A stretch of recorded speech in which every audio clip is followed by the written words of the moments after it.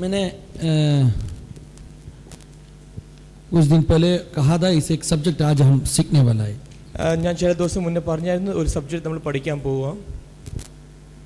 समय अपने पास बहुत कम है. 1-1.5 घंटा के अंदर इतना बड़ा एक सब्जेक्ट पूरा खत्म करना बहुत मुश्किल का बात है. സമയം നമ്മുടെ മുന്നിൽ കുറവാ. 1.5 മണിക്കൂറിനകത്ത് ഈ വലിയ സബ്ജക്റ്റ് പഠിക്കാൻ ബുദ്ധിമുട്ടാണ്. लेकिन एकदम शॉर्ट करके यीशु का दोबारा आगमन का बारे में कुछ बातों परमेश्वर का वचन से हम सीखने के लिए कोशिश कर रहे हो. പക്ഷേ ഷോർട്ടായി ദൈവത്തിന്റെ യേശുവിന്റെ രണ്ടാം വരവിനെ കുറിച്ച് നമ്മൾ ചില വചനത്തിൽ നിന്ന് പഠിക്കാൻ പോവാം. मैंने जो मैसेज आपको डाला उस मैसेज में शायद आपको मालूम गिरा होगा इस दिनों में अलग अलग निशानों का बारे में चर्चा चल रही. ഞാൻ ഇട്ട മെസ്സേജ് ചിലപ്പോൾ നിങ്ങൾ വായിച്ചു കാണും. നിങ്ങൾക്ക് അറിയാമായിരിക്കും ഈ ദിവസങ്ങളിൽ വേറെ വേറെ ചിഹ്നങ്ങളെ കുറിച്ച് സംസാരിക്കുക. हमें व्हाट्सएप का द्वारा फेसबुक का द्वारा अलग अलग मैसेज मिल रही यीशु का दोबारा आगमन का कुछ निशानों का बारे में बता के. നമ്മൾ വാട്സപ്പിൽ കൂടി നമുക്ക് ഫേസ്ബുക്കിൽ കൂടി നമുക്ക് വേറെ വേറെ ഓരോ ചിഹ്നങ്ങളെ കുറിച്ച് അടയാളങ്ങളെ കുറിച്ച് നമ്മൾ കേൾക്കുന്നുണ്ട്. യേശുവിന്റെ രണ്ടാം വരവിനെ കുറിച്ച് उसका सच क्या है, उसका फैक्ट हकीकत क्या है, वो जानने के लिए थोड़ा हम वचन से आज कोशिश कर रहे हो. അതിന്റെ യാഥാർത്ഥ്യം എന്തുവാ നമ്മൾ ഇന്ന് പഠിക്കാൻ വേണ്ടി ഇന്ന് നമ്മൾ പോവുക. आज हम जो सब्जेक्ट सीखने के लिए जा रहे हैं उस सब्जेक्ट का नाम है द साइंस ऑफ रैप्चर. നമ്മളിന്ന് പഠിക്കാൻ പോകുന്ന സബ്ജക്റ്റിന്റെ പേര് രണ്ടാം വരവിന്റെ അടയാളങ്ങൾ.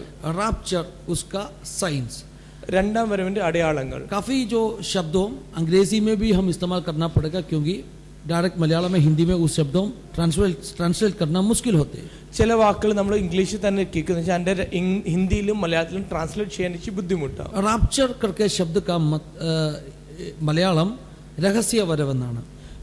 जो रैप्चर जो वर्ड है उसका जो मलयालम अर्थ है कि गुप्त में आना.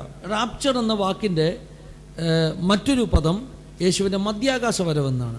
रैप्चर का जो दूसरा पद है वो है कि यीशु का मेघ में आना, आकाश में आना. അതുകൊണ്ട് റാപ്ചർ എന്ന പദം നമുക്ക് റാപ്ചർ എന്ന് തന്നെ നിങ്ങൾ കേൾക്കുമ്പോൾ മനസ്സിലാക്കിക്കോ അത് യേശുവിന്റെ രഹസ്യ വരവിനെ കുറിച്ചാണ് സൂചിപ്പിക്കുന്നത്. जब रैप्चर के बारे में सुनते तो आपको पता चलना चाहिए कि यीशु का गुप्त में आने के बारे में है. कुछ बातों आज सीखने के लिए जा रहे हो. ചില കാര്യങ്ങൾ നമ്മൾ ഇന്ന് പഠിക്കാൻ പോവുക. सबसे पहले हम റാപ്ചർ का निशानों का बारे में सीख रहे हो. ആദ്യം നമ്മൾ രണ്ടാം രഹസ്യ വരവിന്റെ ചിഹ്നങ്ങളെ കുറിച്ച് പഠിക്കാൻ പോവുക. इसलिए हम पहले सीखेगा റാപ്ചർ क्या है. അതുകൊണ്ട് നമ്മൾ ആദ്യം പഠിക്കും ഈ രഹസ്യ വരവ് എന്തുവാ. റാപ്ചർ क्या है, രഹസ്യ വരവ് എന്തുവാ. हम सभी लोग यीशु के दोबारा आगमन का बारे में काफी बातों सुनाए और हम अपना उम्मीद भी वही है. നമ്മൾ യേശുവിന്റെ രണ്ടാം വരവിനെ കുറിച്ച് ഇഷ്ടംപോലെ കേട്ടിട്ടുണ്ട്. നമ്മുടെ ഉമ്മീദും അത് തന്നെയാണ്. എന്നാൽ നമ്മളിൽ എത്ര പേർക്ക് യേശുവിന്റെ രണ്ടാം വരവിനെ കുറിച്ച് ഒരു ക്ലിയർ ആയിട്ടുള്ള ഒരു അറിവുണ്ടെന്ന് എനിക്ക് സംശയമുണ്ട്. पर मुझे शक है कि हम में से कितने सारे लोग उसके दूसरा आगमन के बारे में साफ साफ जानते हैं. ഒരു കാര്യം മറക്കല്ല, ദുരുപദേശം പഠിപ്പിക്കുന്ന സംഘടനകളൊക്കെ ഏറ്റവും അധികം തെറ്റായിട്ട് പഠിപ്പിക്കുന്ന ഒരു കാര്യം ഭാവികാല ശാസ്ത്രമാണ്, അല്ലെങ്കിൽ ഭാവിയിൽ ഉണ്ടാകാൻ പോകുന്ന ഇങ്ങനെയുള്ള പ്രവചന വിഷയങ്ങളെ കുറിച്ചാണ്. कि एक बात को हमें भूलना चाहिए, जो गलत सिखाते, दुरुपदेश सिखाते, वो सबसे ज्यादा जो सिखाते भविष्य में जो होने वाली घटनाओं के बारे में. ദുരുപദേശം പഠിപ്പിക്കുന്നവരൊക്കെ ഈ കർത്താവിന്റെ രണ്ടാം വരവിനെ കുറിച്ച് എന്തെങ്കിലുമൊക്കെ കാര്യങ്ങൾ തെറ്റായി പഠിപ്പിക്കാറുണ്ട്. ये जो भी दुरुपदेश सिखाते हैं वो परमेश्वर के दूसरा आगमन के बारे में कुछ ना कुछ तो गलत सिखाता है. അതുകൊണ്ട് ഈ ഭാഗങ്ങൾ പഠിക്കുകയും പഠിപ്പിക്കുകയും ചെയ്യുമ്പോൾ വളരെ പ്രാർത്ഥനയോടുകൂടിയും ദൈവവചനത്തിന്റെ അടിസ്ഥാനത്തിൽ മാത്രം അത് ചെയ്യുവാൻ നാം ശ്രദ്ധിക്കണം. അത് വളരെ അത്യാവശ്യമാണ്. तो जब इसके बारे में सिखाते तो हमें बहुत ही प्रार्थना के साथ रहना चाहिए और परमेश्वर के वचन के नीम में ही वो सिखाना चाहिए. നമ്മുടെ ആശയങ്ങളോ നമ്മുടെ സങ്കല്പങ്ങളോ നമ്മുടെ താല്പര്യങ്ങളോ അതിനകത്ത് വരുവാൻ പാടില്ല. जब ये सिखाते तो हमारा इच्छा, हमारा जो उसमें जो हमारी जो अपना संकल्प, अपना कल्पना, अपना कुछ इच्छा वो इसके अंदर जब हम सीखेंगे उसमें ना होना चाहिए. हालेलुया. तो देखो मैं कहा ഞാൻ പഠിവാനിടയായി തുറന്നു റാപ്ചറും സെക്കൻഡ് കമ്മിങ്ങും രണ്ടാം വരവും അതിനൊരു ചെറിയ വ്യത്യാസമുണ്ട്. ये जो रैप्चर है और जो दूसरा आना, दूसरा आगमन, इन दोनों में एक छोटा सा फर्क है. യേശുവിന്റെ രണ്ടാം വരവെന്ന് നാം പലപ്പോഴും പറയുന്നത് റാപ്ചറിനെ കുറിച്ചാണ്. यीशु का दूसरा आगमन के बारे हम जो कहते हैं काफी बार वो उसके रैप्चर के बारे में. എന്നാൽ വേദപുസ്തകത്തിൽ റാപ്ചർ എന്ന പദം ഉപയോഗിച്ചിട്ടുമില്ല. पर वचन में रैप्चर बोल के एक वक्त शब्द उपयोग ही नहीं किया है। വേദപുസ്തകത്തിൽ യേശുക്രിസ്തു രണ്ടാമത് വരുന്നതിനെ കുറിച്ച് പല കാര്യങ്ങൾ പറയുകയും ചെയ്യുന്നുണ്ട്. पर यीशु मसीह का दूसरा आने के बारे में बहुत सारी बातें बताया भी है। അവയിൽ പലതും നമ്മൾ പറയുന്ന മധ്യാകാശ വരവിനെ കുറിച്ച് അല്ലതാനും. पर उसमें से काफी सारी चीजें हम जो आप बोल रहे हैं उस आने के बारे में नहीं है। അതുകൊണ്ട് ആ കാര്യം നമ്മുടെ മനസ്സിലുണ്ടാകണം ഈ കാര്യങ്ങൾ പഠിക്കുമ്പോൾ. तो वो बात हमारे मन में होना चाहिए जब ഞാൻ രണ്ട് സംഭവങ്ങൾ നടക്കുമെന്ന് ഈ പറഞ്ഞതിന്റെ അർത്ഥം. मैं ये कहने का अर्थ है कि दो चीजें होगा। ഒരു ചെറിയ കൺഫ്യൂഷൻ ഉണ്ടാകാനിടയുണ്ട്. तो एक छोटा सा कंफ्यूजन नहीं होना। ഇത്രയും നാൾ നമ്മൾ കർത്താവിന്റെ രണ്ടാം വരവിനെ കുറിച്ച് മാത്രം കേട്ട് ഇപ്പം പറഞ്ഞു പാസ്റ്റർ പറഞ്ഞു രണ്ട് സംഭവങ്ങൾ നടക്കുന്നു. तो आज तक हमें उसके परमेश्वर का दोबारा आगमन के बारे में सुना, पर पासवान बोलते दो बातें होगा। പലപ്പോഴും വേദപുസ്തകത്തിലെ പ്രവചനങ്ങൾ വ്യാഖ്യാനിക്കുന്നവർക്ക് തെറ്റ് പറ്റുവാൻ ഒരു കാരണം എന്താണെന്നറിയാമോ? बहुत बार परमेश्वर के जो वचन से जो भविष्यवाणी देते हैं उनको जो गलत होता है उसका कारण क्या है? യേശുക്രിസ്തു തന്റെ പുനരാഗമനത്തെ കുറിച്ച് പറഞ്ഞ വാക്കുകൾ റാപ്ചറിനെ കുറിച്ചാണോ പറഞ്ഞത് അതോ രണ്ടാം വരവിനെ കുറിച്ചാണോ പറഞ്ഞതെന്ന് വ്യക്തമായിട്ട് അറിയാതെ വ്യാഖ്യാനിച്ചത് കൊണ്ടാണ് അങ്ങനെ തെറ്റുകൾ പറ്റുവാനിടയായി തീർന്നത്. क्योंकि यीशु मसीह जो वचन में जो बातें कहा था उसके बारे में जब वो लोग वर्णन करते तो उनको थोड़ा सा शक हो जाते किसके बारे में कहा है, उसका दूसरा आगमन के बारे में कहा या रैप्चर के बारे में कहा है, രഹസ്യ ആഗമൻ का बारे में या ना तो दोबारा आगमन का बारे में. രഹസ്യമായിട്ട് വരുന്നതിനെ കുറിച്ചാണോ അതോ രണ്ടാം വരവിനെ കുറിച്ചാണോ? तो रहस्य आगमन और यीशु का दोबारा आगमन ये दोनों अलग दो घटना है. രഹസ്യമായി വരുന്നതും രണ്ടാം വരവും തമ്മിൽ രണ്ടും വേറെ വേറെയാണ്. तो इसलिए हमें रैप्चर क्या है पहले सीखना पड़ेगा. അതുകൊണ്ട് നമുക്ക് ആദ്യമേ റാപ്ചർ എന്തുവാന്ന് പഠിക്കണം. तो यीशु का दोबारा आगमन दो रीति में होते हैं. तो യേശുവിന്റെ രണ്ടാമത്തെ വരവ് രണ്ട് രീതിയിലാവുന്നത്, दो पार्ट में होते हैं. രണ്ട് പാർട്ടിലാവുന്നത്. पहले का पार्ट का नाम है रैप्चर. ആദ്യത്തെ പാർട്ടിന്റെ പേര് റാപ്ചർ. यीशु का दोबारा आगमन का फर्स्ट पार्ट ना तो फर्स्ट फेज होते हैं रैप्चर. യേശുവിന്റെ രണ്ടാം വരവിന്റെ ആദ്യത്തെ ഫേസ് ആണ് rapture. Hallelujah, hallelujah, thank you Jesus. कहा यीशु का दोबारा आगमन का बारे में हम ऐसे सीख सकते उसको दो फेज है. ഞാൻ പറഞ്ഞു യേശുവിന്റെ രണ്ടാം വരവിനെ കുറിച്ച് പഠിക്കുമെങ്കിൽ രണ്ട് ഫേസ് ആണ്. ഈ രണ്ട് ഫേസിന്റെ അർത്ഥം എന്താ? ये दो फेस का अर्थ क्या है? अपना मीरा रोड में बाइंदर में जब बिल्डर्स बिल्डिंग बनाएगा एक बड़ा प्रोजेक्ट को वो लोग अलग अलग फेस बनाते हैं. कि നമ്മുടെ മീര ബൈന്ദർ में एक जब बिल्डर बिल्डिंग ഉണ്ടാക്കുന്ന സമയത്ത് വലിയ വലിയ പ്രൊജക്റ്റ് അവർ ഒന്ന് രണ്ട് ഫേസ് ആയിട്ട് ഡിവൈഡ് ചെയ്യും. प्रोजेक्ट तो एक ही है, प्रोजेक्ट ഒന്നേ ഉള്ളൂ, लेकिन फेस अलग अलग है. പക്ഷേ ഫേസ് വേറെ വേറെയാണ്. तो मेरा कहने का मतलब यीशु का दोबारा आगमन एक ही है लेकिन वो दो फेस में पूरा होते हैं. യേശുവിന്റെ രണ്ടാം വരവ് ഒന്നേ ഉള്ളൂ, പക്ഷെ രണ്ട് ഫേസിലെ പൂർത്തിയാവും. जैसे बिल्डिंग प्रोजेक्ट में फेज 1, फेज 2, फेज 3 ऐसे होते हैं, वैसे ही यीशु का दोबारा आगमन भी दो फेज में पूरा हो जाते हैं. ബിൽഡിംഗിൽ എങ്ങനെ ഫേസ് 1 ഫേസ് 2 ആയിട്ട് ഘട്ടം ഘട്ടമായിട്ട് പണി തീരുന്നത്, അതുപോലെ തന്നെ യേശുവിന്റെ രണ്ടാം വരവും രണ്ട് ഫേസിലെ പൂർത്തിയാവുന്നത്. उसका फेज 1 को दिया गया नाम है रैप्चर. അതിന്റെ ഫേസ് 1 കൊടുത്ത പേരാ റാപ്ചർ. യേശുവിന്റെ രണ്ടാം വരവിന്റെ ആദ്യ ഘട്ടമാണ് റാപ്ചർ അല്ലെങ്കിൽ യേശുവിന്റെ രഹസ്യ വരവ് എന്ന് പറയുന്നത്. यीशु का दूसरा आगमन का पहला जो पारी है उसको बोलते हैं रैप्चर. യേശുവിന്റെ രഹസ്യ വരവ് റാപ്ചർ ആണെങ്കിൽ अगर यीशु का अगर गुप्त में आना अगर रैप्चर है, രണ്ടാം വരവിന്റെ ഒന്നാമത്തെ ഫേസ് ആണെങ്കിൽ वो अगर दूसरा आगमन का पहला फेस है, യേശുവിന്റെ രണ്ടാം വരവിന്റെ രണ്ടാമത്തെ ഫേസിന് പറയുന്ന പേര് മഹത്വ പ്രത്യക്ഷത എന്നാണ്. तो उसका जो दूसरा फेस को कहते हैं महिमा का प्रत्यक्षता. यीशु महिमा के साथ में प्रकट होने वाला दोबारा आगमन. യേശു മഹിമയോട് പ്രതിഷ്ഠപ്പെടുന്ന രണ്ടാമത്തെ വരവ്. तो पहले का आगमन के लिए क्या नाम दिया गया है? गुप्त में आने वाला रैप्चर दिया गया है. ആദ്യത്തെ വരവിന് എന്തോ പറഞ്ഞത് രഹസ്യമായിട്ട് വരുന്നത്. दूसरा आगमन के लिए दिया है महिमा के साथ में यीशु प्रकट होने वाला आगमन. രണ്ടാമത്തെ പേര് പറഞ്ഞത് മഹിമയിൽ പ്രകട വരുന്നത്. That is the second coming of Jesus. उसको हम कह सकते हैं യേശുവിന്റെ രണ്ടാമത്തെ വരവെന്ന് വിളിക്കാൻ പറ്റും. അതിനെ उसको हम യേശുവിന്റെ രണ്ടാമത്തെ വരവെന്ന് പറയാൻ പറ്റും. ഈ റാപ്ചറിനെ കുറിച്ച് വേദപുസ്തകത്തിൽ ഡയറക്റ്റ് റെഫറൻസുകൾ ഇല്ല. रैप्चर के बारे में वचन में डायरेक्ट वाक्य नहीं लिखा है. എന്നാൽ റാപ്ചറിനെ കുറിച്ച് പഠിപ്പിക്കുന്ന വാക്യങ്ങൾ വേദപുസ്തകത്തിലുണ്ട്. पर उसके बारे में सिखाने वाला वचन में है. പല ഭാഗങ്ങളിൽ ചില ഭാഗങ്ങൾ വേദപുസ്തകത്തിൽ രണ്ടാം വരവിനെ കുറിച്ച് എഴുതിയപ്പോൾ അത് റാപ്ചറിനെ കുറിച്ചും മറ്റു ചില ഭാഗങ്ങൾ മഹത്വ പ്രത്യക്ഷതയെ കുറിച്ചുമാണ് എഴുതിയത്. कि किधर क्या है कि रैप्चर के बारे में लिखा तो दूसरे जगह पर महिमा में प्रकट होने वाले के बारे में. മനസ്സിലാക്കണം, റാപ്ചറിനെ കുറിച്ച് എഴുതിയ ഭാഗങ്ങൾ എടുത്തുകൊണ്ട് നമുക്ക് മഹത്വ പ്രത്യക്ഷതയുടെ കാര്യം വ്യാഖ്യാനിക്കാൻ പറ്റത്തില്ല. മഹത്വ പ്രത്യക്ഷതയെ കുറിച്ച് എഴുതിയ കാര്യങ്ങൾ കൊണ്ട് റാപ്ചറിന്റെ കാര്യവും നമുക്ക് വ്യാഖ്യാനിക്കാൻ പറ്റത്തില്ല. तो जो गुप्त में आने वाली बातों के उठा के हम जो महिमा में प्रकट होने वाली बातों के बारे में बता नहीं सकते, उसी प्रकार महिमा में प्रकट होने वाले के बारे में क्या बातें किया वो गुप्त वाले में भी हम बता नहीं सकते. അതുകൊണ്ട് നമുക്ക് ഐഡന്റിഫൈ ചെയ്യണം ഇത് ഏത് Amen. ഫേസിനെ കുറിച്ചാണ് ഇത് Amen. പറഞ്ഞിരിക്കുന്നതെന്ന് ആദ്യം ഐഡന്റിഫൈ ചെയ്യണം. तो हमें सबसे पहले समझ आना चाहिए कौन सा आगमन के बारे में लिखा है. അതിനുശേഷം മാത്രമേ ആ വാക്യത്തെ വ്യാഖ്യാനിക്കാൻ പാടുള്ളൂ. उसके बाद ही उस वाक्य को हमें क्या बोलते हैं एक्सप्लेन करना है. അല്ലെങ്കിൽ ആ വ്യാഖ്യാനം തെറ്റിപ്പോകും. नहीं तो उसका वो जो एक्सप्लेनेशन है वो गलत होगा. മനസ്സിലാക്കാൻ വേണ്ടി ഒന്ന് രണ്ട് കാര്യങ്ങൾ ഞാൻ പറയാം. वो समझने के लिए मैं एक दो बातें कहूंगा. റാപ്ചറിനെ കുറിച്ചുള്ള വേദപുസ്തകത്തിലെ രണ്ട് വ്യക്തമായ വാക്യങ്ങൾ, रैप्चर के बारे में वचन में लिखा दो वाक्य. 1 തെസ്സലോനിക്ക ലേഖനം 4 അധ്യായം 13 മുതൽ 18 വരെയുള്ള വേദഭാഗങ്ങളാണ്. 1 थिस्सलुनीके 4 का 13 से 18 तक. हे भाइयों, हम नहीं चाहते कि तुम उनके विषय में जो सोते हैं अज्ञानी रहो. ऐसा ना हो कि तुम दूसरों के समान शोक करो जिन्हें आशा नहीं. क्योंकि यदि हम विश्वास करते हैं कि यीशु मरा और जी भी उठा, तो वैसे ही परमेश्वर उन्हें भी जो यीशु में सो गए हैं उसी के साथ ले आएगा. क्योंकि हम प्रभु के वचन के अनुसार तुमसे यह कहते हैं कि हम जो जीवित है और प्रभु के आने तक बचे रहेंगे, सोए हुओं से कभी आगे न बढ़ेंगे. क्योंकि प्रभु आप ही स्वर्ग से उतरेगा. उस समय ललकार और प्रधान दूत को शब्द सुनाई देगा और परमेश्वर की तुरही फूंकी जाएगी और जो मसीह में मरे हैं वे पहले जी उठेंगे.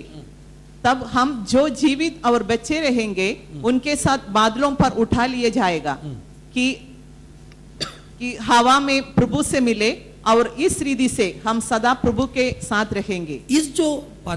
ഈ പാരഗ്രാഫിൽ എഴുതിയിരിക്കുന്ന കാര്യങ്ങൾ കർത്താവിന്റെ രഹസ്യ വരവിനെ കുറിച്ചാണ്. ये जो पैराग्राफ में लिखा है वो परमेश्वर गुप्त में आने के बारे में. യേശു വരുമ്പോൾ അല്ലെങ്കിൽ യേശുവിന്റെ ആഗമന സമയത്ത് എന്ന് പറയുന്നതിന്റെ അർത്ഥം യേശുവിന്റെ മധ്യാകാശ വരവിനെ കുറിച്ചാണ്. जो यहाँ जब यीशु के आने के बारे में जो कहते हैं वो यीशु के बादलों में आने के बारे में कहता है. കർത്താവ് മധ്യാകാശത്ത് നമ്മെ സഭയെ ചേർക്കുവാൻ വേണ്ടി വരുമ്പോൾ कि परमेश्वर जब यीशु बादल में जो हमें लेने के लिए आता है, കർത്താവ് ഗംഭീരനാദത്തോടും പ്രധാന ദൂതന്റെ ശബ്ദത്തോടും ദൈവത്തിന്റെ കാഹളത്തോടും കൂടി ഇറങ്ങി വരും എന്നാ പറയുന്നത്. यहाँ लिखते हैं कि दूतों के साथ और बोलते हैं ना कि तुराई के आवाज के साथ आएंगे. और परमेश्वर का तुराई के आवाज के साथ में उन्होंने जब उतर आएगा, ആ സമയത്ത് ജീവനോടുള്ള നാം രൂപാന്തരപ്പെടുകയും ജീവനോടുള്ള നാം उस समय जो जीवित है हम सब रूपांतर पाएंगे.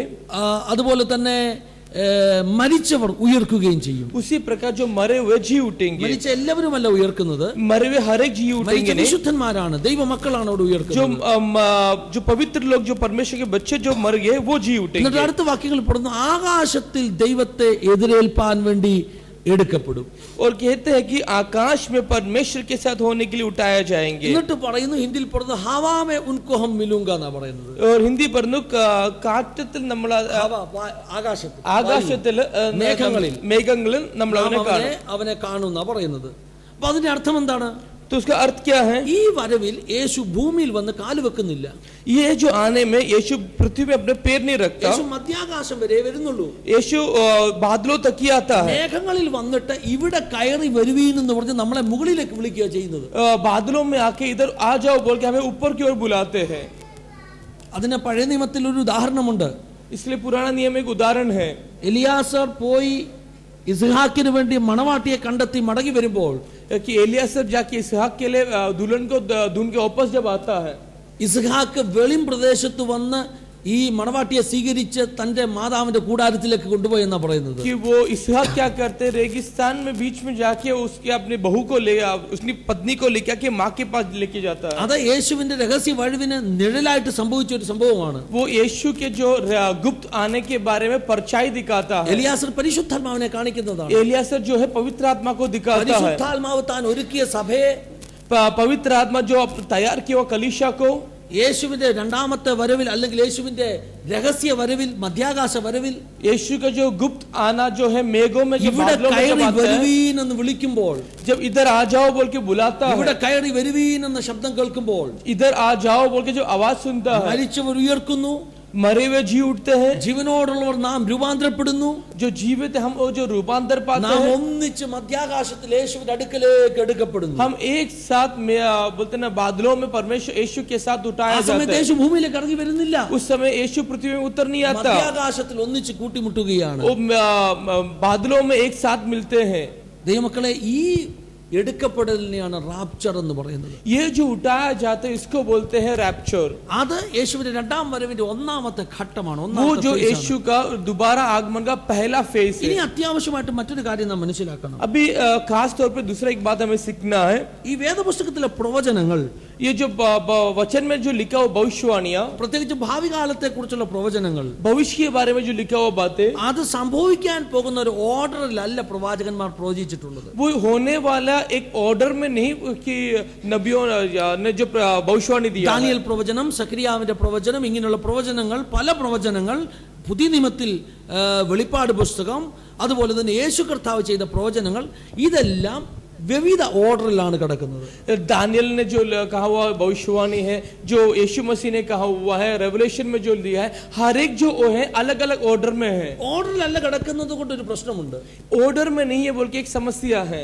ആ പ്രവചനങ്ങളെ ഓർഡറിലാക്കിയിട്ട് മാത്രമേ നമുക്ക് അതിന്റെ അർത്ഥം മനസ്സിലാക്കാൻ ഒക്കത്തുള്ളൂ. वो जो भी भविष्यवाणियों को ऑर्डर में करने के बाद ही हम उसको समझ पाओगे। അതുകൊണ്ട് നമ്മുടെ ആദ്യത്തെ ജോലി എന്താണെന്നറിയാമോ? तो हमारा पहला काम क्या है പല ഭാഗത്ത് ചിതറിക്കിടക്കുന്ന ഈ പ്രവചനങ്ങളെ ഒരു ഓർഡറിലാക്കുക എന്നുള്ളതാണ്. कि अलग अलग जहाँ पर जो बिखरे हुए जो वचनों को एक ऑर्डर में करना। അങ്ങനെ ആക്കിയതിനു ശേഷം വ്യാഖ്യാനിച്ചാൽ തെറ്റുപറ്റത്തില്ല. ऐसे पूरे ऑर्डर में लाने के बाद उसमें से बात करेगा तो गलत नहीं അപ്പോൾ होगा। പലർക്കും പ്രവചന ഭാഗങ്ങൾ വ്യാഖ്യാനിക്കുമ്പോൾ തെറ്റുവരുന്നതിന്റെ കാരണം ആ ഓർഡർ ശരിയായിട്ട് മനസ്സിലാക്കാതെ വ്യാഖ്യാനിക്കുന്നത് तो കൊണ്ടാണ്. बहुत से लोग गलत इसके लिए बोलते हैं क्योंकि वो लोग ऑर्डर को सही तरह से जानते नहीं ഞാൻ हैं। അതിനൊരു ഉദാഹരണം പറയാം. एक उदाहरण कहता हूँ കൊച്ചു കുഞ്ഞുങ്ങൾ കളിക്കുന്ന പലതരത്തിലുള്ള പസിൽസ് ഉണ്ട് അല്ലേ? कि छोटे बच्चे खेलने वाले पजल्स है। ചില കടകളിൽ ചെന്ന് നമ്മൾ വാങ്ങിച്ചോണ്ട് വരും. कुछ दुकानों में जाके हम लेके आते ഒരു हैं, പിക്ചർ ആണ് അത്, കാർഡ്ബോർഡിലുള്ള ഒരു പിക്ചർ. एक कार्डबोर्ड में एक पिक्चर है। ആ പിക്ചറിനെ പല പീസസ് ആക്കി കീറിക്കളയും. वो पिक्चर को क्या किया अलग अलग पीसों में फाड़ देते हैं। ആ പിക്ചറിനെ പിന്നെ എന്ത് ചെയ്യണം? രണ്ടാമത് പിന്നെയും ഒരുപോലെ വരുത്തണം. फिर से क्या किया उस पिक्चरों को सब एक साथ जोड़ना है। അത് വലിയ ബുദ്ധിമുട്ടുള്ള കാര്യമാണ്. वो थोड़ा तकलीफ की बात ചില है। പിള്ളേർ ഒത്തിരി സമയം എടുക്കും അതിന്റെ കറക്റ്റ് പിക്ചേഴ്സ് ഒന്നിച്ചു കൊണ്ടുവരാൻ വേണ്ടി. कुछ बच्चे वक्त उठाते हैं उसको वो सही दिशा में लाने के लिए। ഇതുപോലെയാണ് വേദപുസ്തക പ്രവചനങ്ങൾ. उसी प्रकार है परमेश्वर का वचनों का जो भविष्यवाणियां है, പുസ്തകമാണെങ്കിലും रेवलेशन का चैप्टर हो, ഏത് പ്രവചന പുസ്തകങ്ങളാണെങ്കിലും कोई भी भविष्यवाणी का किताब हो, it is something like a puzzle. hallelujah. एक पजल के जैसा है, ചിതറിക്കിടക്കുക. वो बिखर के पड़ा है। ആ ചിതറിക്കിടക്കുന്ന പിക്ചറിനെ എല്ലാം പ്രോപ്പറായിട്ട് കൊണ്ടുവരുമ്പോൾ മാത്രമേ ആ ചിത്രം പൂർണ്ണമാകത്തുള്ളൂ. वो जो बिखरा हुआ चित्रों को सबको एक साथ जब लेके आते तब जाके वो पिक्चर पूरा ഇനി ഞാൻ होता है। നിങ്ങളോട് ഒരു കാര്യം പറയാം. अब मैं आपसे एक बात कहता हूँ, തുക്കടായിട്ട് കിടക്കുന്ന കുറെ പേപ്പർ ഒരു കുട്ടിയുടെ കൈ കൊടുത്തു. एक जो पूरा टुकड़ा हुआ पेपर एक बच्चे के हाथ में दे देते, ആ കുട്ടിക്ക് അത് നേരെയാക്കാൻ വലിയ ബുദ്ധിമുട്ടാണ്. वो बच्चे को सीधा करना बहुत तकलीफ है। എന്നാൽ लेकिन ആ കുട്ടിയുടെ കയ്യില് उस बच्चे के हाथ में ആ പിക്ചർ എന്താണെന്ന് അറിയാൻ വേറൊരു പേപ്പർ കൊടുത്തു. वो पिक्चर क्या है समझने के लिए दूसरा एक पेपर दिया। പിന്നീട് ആ കുട്ടിക്ക് ആ പിക്ചർ നോക്കിക്കൊണ്ട് ഈ തുക്കട ഒന്നിച്ചാക്കാൻ എളുപ്പവുമാണ്. फिर वो बच्चे को पिक्चर देख के वो टुकड़ा पूरा एक साथ करने में आसान है। നിങ്ങൾക്ക് മനസ്സിലായോ? आपको समझ में आया? ഒന്നുകൂടെ ആ ഉദാഹരണം നമ്മൾ എക്സ്പാൻഡ് ചെയ്ത് കഴിഞ്ഞാൽ और एक बार उसी उदाहरण को हम बताते രണ്ട് हैं। കുട്ടികളുടെ കയ്യിൽ ഈ പസിൽ നമ്മൾ കൊടുത്തിരിക്കുകയാണ്. दो बच्चों के हाथ में पजल हमने दिया है। ഒരു കുട്ടിയോട് പറഞ്ഞു, एक बच्चे को कहा, നിന്റെ കയ്യിൽ ഇത്രയും ഈ പസിലിന്റെ തുക്കട തരികയാണ്, നീ ഇത് നേരെയാക്കണം. बोले कि तेरे हाथ में पजल का टुकड़ा दे रहे तुझे इसे सीधा करना ആ है। കുട്ടി എവിടെ ഇരുന്ന് ശ്രമിച്ചുകൊണ്ടിരിക്കുക. वो बच्चा उधर से कोशिश कर रहा വേറൊരു है। കുട്ടിയുടെ കയ്യിൽ നമ്മൾ ഈ പസിലിന്റെ തുക്കട കൊടുത്തപ്പോൾ തന്നെ दूसरा एक बच्चे के हाथ में जब पजल का टुकड़ा അതിന്റെ दिया, ഒറിജിനൽ ഒരു പിക്ചറൂടെ നമ്മൾ കൊടുത്തു. उसका एक ओरिजिनल पिक्चर उसके साथ में दिया। ആരായിരിക്കും എളുപ്പം ഈ വർക്ക് ചെയ്യുന്നത്? कौन पहला ये काम करेगा? ഒറിജിനൽ പിക്ചർ കണ്ടിട്ടുള്ള കുട്ടിയാണ് അല്ലേ? जो ओरिजिनल पिक्चर देखा हुआ बच्चा। ഇതുപോലെ തന്നെയാണ് പ്രവചനം വ്യാഖ്യാനിക്കുന്ന വ്യക്തികൾക്കും വരുന്ന പ്രശ്നം. इसी प्रकार है भविष्यवाणी का व्याख्यान करने वाले व्यक्तियों को भी जो समस्या आता Some है। people try to interpret the prophecy without having any idea about the future events. Hallelujah. कि कुछ लोग ये भविष्यवाणी में से प्रचार करते बिना कोई ज्ञान रखते आगे की बातें क्या They है। don't have any picture about the future event. उनको आगे की बातों के बारे में कोई भी साफ साफ पिक्चर नहीं है। അതൊന്നും അറിയാതെ വ്യാഖ്യാനിക്കാൻ ശ്രമിക്കും. वो कुछ भी नहीं पता है और अपना व्याख्यान देता है, എവിടെയെങ്കിലും അങ്ങോട്ടും ഇങ്ങോട്ടൊക്കെ ചേർത്ത് വെക്കും. कहीं ना कहीं से छोड़ के. കുറച്ചൊക്കെ ശരിയാകും, കുറച്ചൊക്കെ തെറ്റും. कुछ कुछ सही होगा, कुछ कुछ गलत होगा. എന്നാൽ लेकिन ഈ പിക്ചർ അറിയാവുന്ന വ്യക്തി ये जो पिक्चर जानने वाला व्यक्ति വളരെ കൃത്യമായിട്ട് ഈ പ്രവചന ഭാഗങ്ങൾ യോജിപ്പിച്ചു വെക്കും. एकदम सही सही से बच्चा पिक्चर बनाएगा. വേദപുസ്തകത്തിലെ പ്രവചനങ്ങൾ വ്യാഖ്യാനിക്കുമ്പോൾ ശ്രദ്ധിക്കേണ്ട 2-3 കാര്യങ്ങളുണ്ട്. वचन में लिखा हुआ भविष्यवाणी का जो व्याख्यान देते हैं तो उसमें कुछ खास बातें देखना है. Whenever you try to interpret a prophecy, जब भी तुम भविष्यवाणी को इंटरप्रेट करने जाएगा, you have to take care of 2-3 things. तुम्हें 2-3 चीजों का ध्यान देना है. 2-3 കാര്യങ്ങൾ വളരെ ശ്രദ്ധിച്ചേ വ്യാഖ്യാനിക്കാവൂ. 2-3 चीजें बहुत ध्यान से देना है. ഒന്നാമത്തെ കാര്യം, उससे पहली जो बात 2 പത്രോസ് 1:20 ആണ്. ഒന്ന് വായിച്ചാട്ടെ. दूसरा पत्रोस 1:20. दूसरा पत्रोस 1:20. पर पहले यह जान लो कि पहले यह जान लो कि पवित्र शास्त्र की कोई भी भविष्यवाणी पवित्र शास्त्र की कोई भी भविष्यवाणी किसी ने अपने ही विचारधारा के आधार पर पूर्ण नहीं होती. अपने ही विचारधारा का आधार पूर्ण नहीं होती. और क्योंकि कोई भी भविष्यवाणी मनुष्य की इच्छा से कभी नहीं हुई, पर भक्त जन पवित्र आत्मा के द्वारा उबारे जाकर परमेश्वर की ओर से बोलते दे. മതി. ഈ വചനത്തിൽ എന്താ പറയുന്നത്? इस वचन में क्या लिखा है? തിരുവചനത്തിലെ പ്രവചനം ഒന്നും സ്വയമായ വ്യാഖ്യാനത്താൽ ഉളവാകുന്നതല്ല. पवित्र शास्त्र में लिखा हुआ कोई भी भविष्यवाणी खुद के विचारों से नहीं होता. ഒരു പ്രൊഫറ്റിക് വേർഡ് നമുക്ക് ഇഷ്ടമുള്ളതുപോലെ വ്യാഖ്യാനിക്കില്ല. कोई भी भविष्यवाणी हमारी इच्छा से हमें नहीं बताना है. നമ്മുടെ പ്രൈവറ്റ് താല്പര്യങ്ങളുടെ അടിസ്ഥാനത്തിൽ ഇന്റർപ്രറ്റ് ചെയ്യരുത്. हमारे इच्छाओं के द्वारा से हमें उसको व्याख्यान नहीं देना. കാലഘട്ടത്തിന്റെ പ്രശ്നം എന്താണെന്നറിയാമോ? उसका क्या होगा? ദുരുപദേശം പഠിപ്പിക്കുന്ന ഒത്തിരി സംഘടനകളുണ്ട്. कि दुरुपदेश सिखाने वाले बहुत सारे संगठन हैं. അവരുടെ ഉപദേശത്തിന് സപ്പോർട്ട് ചെയ്യുന്ന രീതിയിൽ പ്രവചനത്തെ വ്യാഖ്യാനിക്കുക. അത് തെറ്റാണ്. उनको सपोर्ट करने वाले रीति में वो लोग बताते हैं. പ്രൈവറ്റ് ഇന്റർപ്രിട്ടേഷൻ, वो अपना खुद का അവർക്ക് ഇഷ്ടമുള്ളതുപോലെ അതിനെ വ്യാഖ്യാനിക്കും. वो उनकी इच्छा के हिसाब से वो बताता है. അങ്ങനെ വ്യാഖ്യാനിക്കാൻ പാടില്ല. वैसा व्याख्यान नहीं करना है. कारण വേദപുസ്തകത്തിലെ പ്രവചനമെല്ലാം പരിശുദ്ധാത്മ നിയോഗത്താൽ എഴുതിയിട്ടുള്ളതാണ്. क्योंकि पवित्र आत्मा का योजना से लिखी हुई है हर एक जो भविष्यवाणी. ആ പരിശുദ്ധാത്മാവിന്റെ ശക്തമായ നിയോഗത്താൽ മാത്രമേ ഇത് ശരിക്കും വ്യാഖ്യാനിക്കാൻ तो പറ്റത്തുള്ളൂ. उस पवित्र आत्मा का शामत से ही इसे सही तरह से बता सकता है. അപ്പോൾ ഞാൻ വളരെ ഡേഞ്ചറസ് ആയിട്ട് ഒരു സ്റ്റേറ്റ്മെന്റ് പറയാൻ പോവുകയാണ്. तो मैं बहुत ही डेंजरस स्टेटमेंट कहने वाला है. നല്ല ആത്മനിറവുള്ള एक अच्छा आत्मा में भरा हुआ വേദപുസ്തകം വ്യാഖ്യാനിക്കാനും പ്രവചന ഭാഗങ്ങൾ വ്യാഖ്യാനിക്കാനും പഠിക്കുകയും അതിന് നല്ല അടിസ്ഥാനം ഇടുകയും ആ ആത്മനിറവിൽ ജീവിക്കുന്ന ഒരു ദേവദാസന് മാത്രമേ ഈസി ആയിട്ട് പ്രവചന ഭാഗങ്ങൾ വ്യാഖ്യാനിക്കാൻ പറ്റത്തുള്ളൂ. तो जो पूरा आत्मा में भर के जो जीता है और एक अच्छा पवित्र जीवन जीता है और वचनों को अच्छी तरह से जानता है, वैसे ही परमेश्वर के दास इसको अच्छी तरह से बता सकता है. വേദപുസ്തകം പഠിച്ചിട്ടുള്ള ഒത്തിരി സ്കോളേഴ്സ് കാണാം. कि वचन पढ़ा हुआ बहुत सारे पंडित रहेंगे. അവര് വേദപുസ്തകത്തിൽ ഭയങ്കര ഡോക്ടറേറ്റ് എടുത്തിട്ടുള്ളവർ കാണും. उन्होंने वचनों में बहुत ही डॉक्टरेट लिया होगा. പക്ഷെ അതിന്റെ കൂടെ അവർക്ക് അഭിഷേകം അല്ലെങ്കിൽ ആത്മനിറവ് കൂടെ ഉണ്ടെങ്കിൽ മാത്രമേ ഇത് ശരിയായിട്ട് വ്യാഖ്യാനിക്കാൻ പറ്റത്തുള്ളൂ. आमीन. उसी के साथ उनको जो पवित्र आत्मा में जो भर के जो आत्मा से भरा हुआ होगा, तभी जाके वो व्याख्यान दे सकता है. അവർക്കുള്ള ആ അറിവുകളൊന്നും തെറ്റാണെന്നല്ല ഞാൻ പറഞ്ഞത്. मैं ये नहीं कहती उनको जो ज्ञान मिला वो गलत है. വേദപുസ്തകം പഠിക്കാനും പഠിപ്പിക്കാനും നല്ല അറിവ് വേണം നമുക്ക്. कि वचन सिखाने और सीखने में अच्छा ज्ञान होना പക്ഷേ चाहिए. ആത്മനിറവില്ലാത്ത സ്കോളേഴ്സിന്റെ അറിവ് കാറ്റുപോയ ബലൂൺ പോലെ. कि जो आत्मा में भरा हुआ नहीं है, वैसे पंडितों के जो ज्ञान है वो गुब्बारे में हवा गया हुआ जैसा അപ്പൊ है. അതുകൊണ്ട് വേദപുസ്തകത്തിലെ എല്ലാ പ്രവചനവും പരിശുദ്ധാത്മ നിറവിൽ പ്രാർത്ഥിച്ച് വ്യാഖ്യാനിക്കേണ്ടതാണ്. നമ്മുടെ ഇഷ്ടം പോലെ നമ്മുടെ പ്രൈവറ്റ് തിയോളജി അനുസരിച്ച് വ്യാഖ്യാനിക്കാൻ പാടില്ല.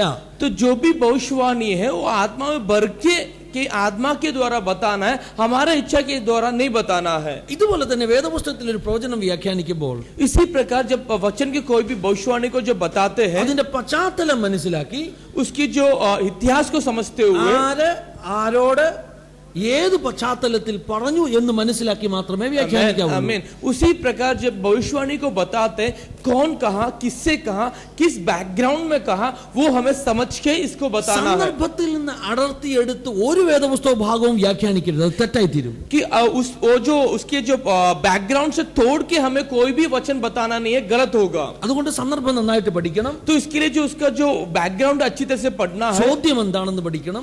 सवाल क्या है पढ़ना है, അതിന്റെ ഉത്തരം എങ്ങനെ പറഞ്ഞെന്ന് പഠിക്കണം, उसका उत्तर कैसा दिया पढ़ना ആരോട് है, പറഞ്ഞു എന്ന് പഠിക്കണം. किससे कहाँ पढ़ना है. ഇതെല്ലാം വേദപുസ്തക വ്യാഖ്യാനങ്ങളിൽ വളരെ പ്രധാനപ്പെട്ടതാണ്. ये सब परमेश्वर की भविष्यवाणी में कास्य है. പിന്നെ മൂന്നാമതൊരു കാര്യം മനസ്സിലാക്കേണ്ടത്, तीसरी जो बातें देना है, വേദപുസ്തകത്തിലെ പല പ്രവചനങ്ങൾക്കും परमेश्वर के वचन की बहुत सारी भविष्यवाणियों को മൾട്ടിപ്പിൾ ഫുൾഫിൽമെന്റ്സ് ഉണ്ട്, ഒന്നിലധികം നിവൃത്തീകരണങ്ങൾ. कि मल्टीपल एक से ज्यादा फुलफिलमेंट है. ഒരു നിവൃത്തീകരണമല്ല, ഒന്നിലധികം നിവൃത്തീകരണങ്ങളുണ്ട്. एक फुलफिलमेंट नहीं, एक से ज्यादा. അപ്പൊ മൾട്ടിപ്പിൾ ഫുൾഫിൽമെന്റ് പഠിച്ചെങ്കിൽ മാത്രമേ പല പ്രവചനങ്ങൾ നമുക്ക് മനസ്സിലാകത്തുള്ളൂ. तो ये मल्टीपल फुलफिलमेंट पड़ेगा तभी जाके हम सीख पाएगा. ഇങ്ങനെ ഒത്തിരി കാര്യങ്ങൾ നമ്മുടെ മനസ്സിലാകത്ത് വെക്കണം. तो ऐसे बहुत सारी बातें हम सीखना है. അതുപോലെ തന്നെ അത്യാവശ്യം മനസ്സിലാക്കേണ്ട ഒരു കാര്യം, उसी तरह से हमें जो समझना है, ഞാൻ മുമ്പേ തന്നെ പറഞ്ഞല്ലോ, we should have a picture in our mind. हमें एक पिक्चर मिलना चाहिए. ആ പിക്ചേഴ്സ് എന്തൊക്കെയായിരിക്കണം? वो पिक्चर्स क्या क्या होना चाहिए. ഒന്ന് വേദപുസ്തകത്തിന്റെ ഉദ്ദേശം എന്താണ്? വാട്ട് ഈസ് ദ एक പർപ്പസ് ഓഫ് ബൈബിൾ? एक बाइबल का पर्पस क्या है, ബൈബിളിന്റെ ഉദ്ദേശം എന്താ? उसका उद्देश्य क्या है. What is the purpose of Bible? ഏറ്റവും സിമ്പിൾ ആയിട്ട് ചോദിക്കുക. बाइबल का उद्देश्य क्या है. പേടി കിട്ടാതിരിക്കാൻ വേണ്ടി കൈവെക്കാനാണോ?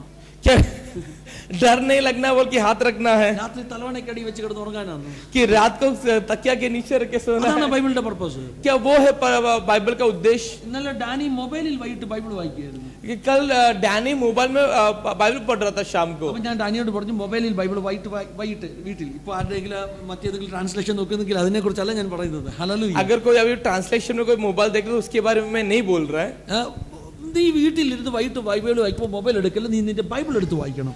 तो पासवान ने डैनी को बोला कि जब तू रात को शाम को घर पे बाइबल पढ़ता है तो मोबाइल में नहीं, तेरे तरह बाइबल में पढ़ना है. അറിയാമോ? उससे गुण क्या होता है. പുസ്തകത്തോട് നമുക്കൊരു അടുപ്പവും സ്നേഹവും ഉണ്ടാകും. उस किताब से हमें एक प्रेम और लगाव होगा.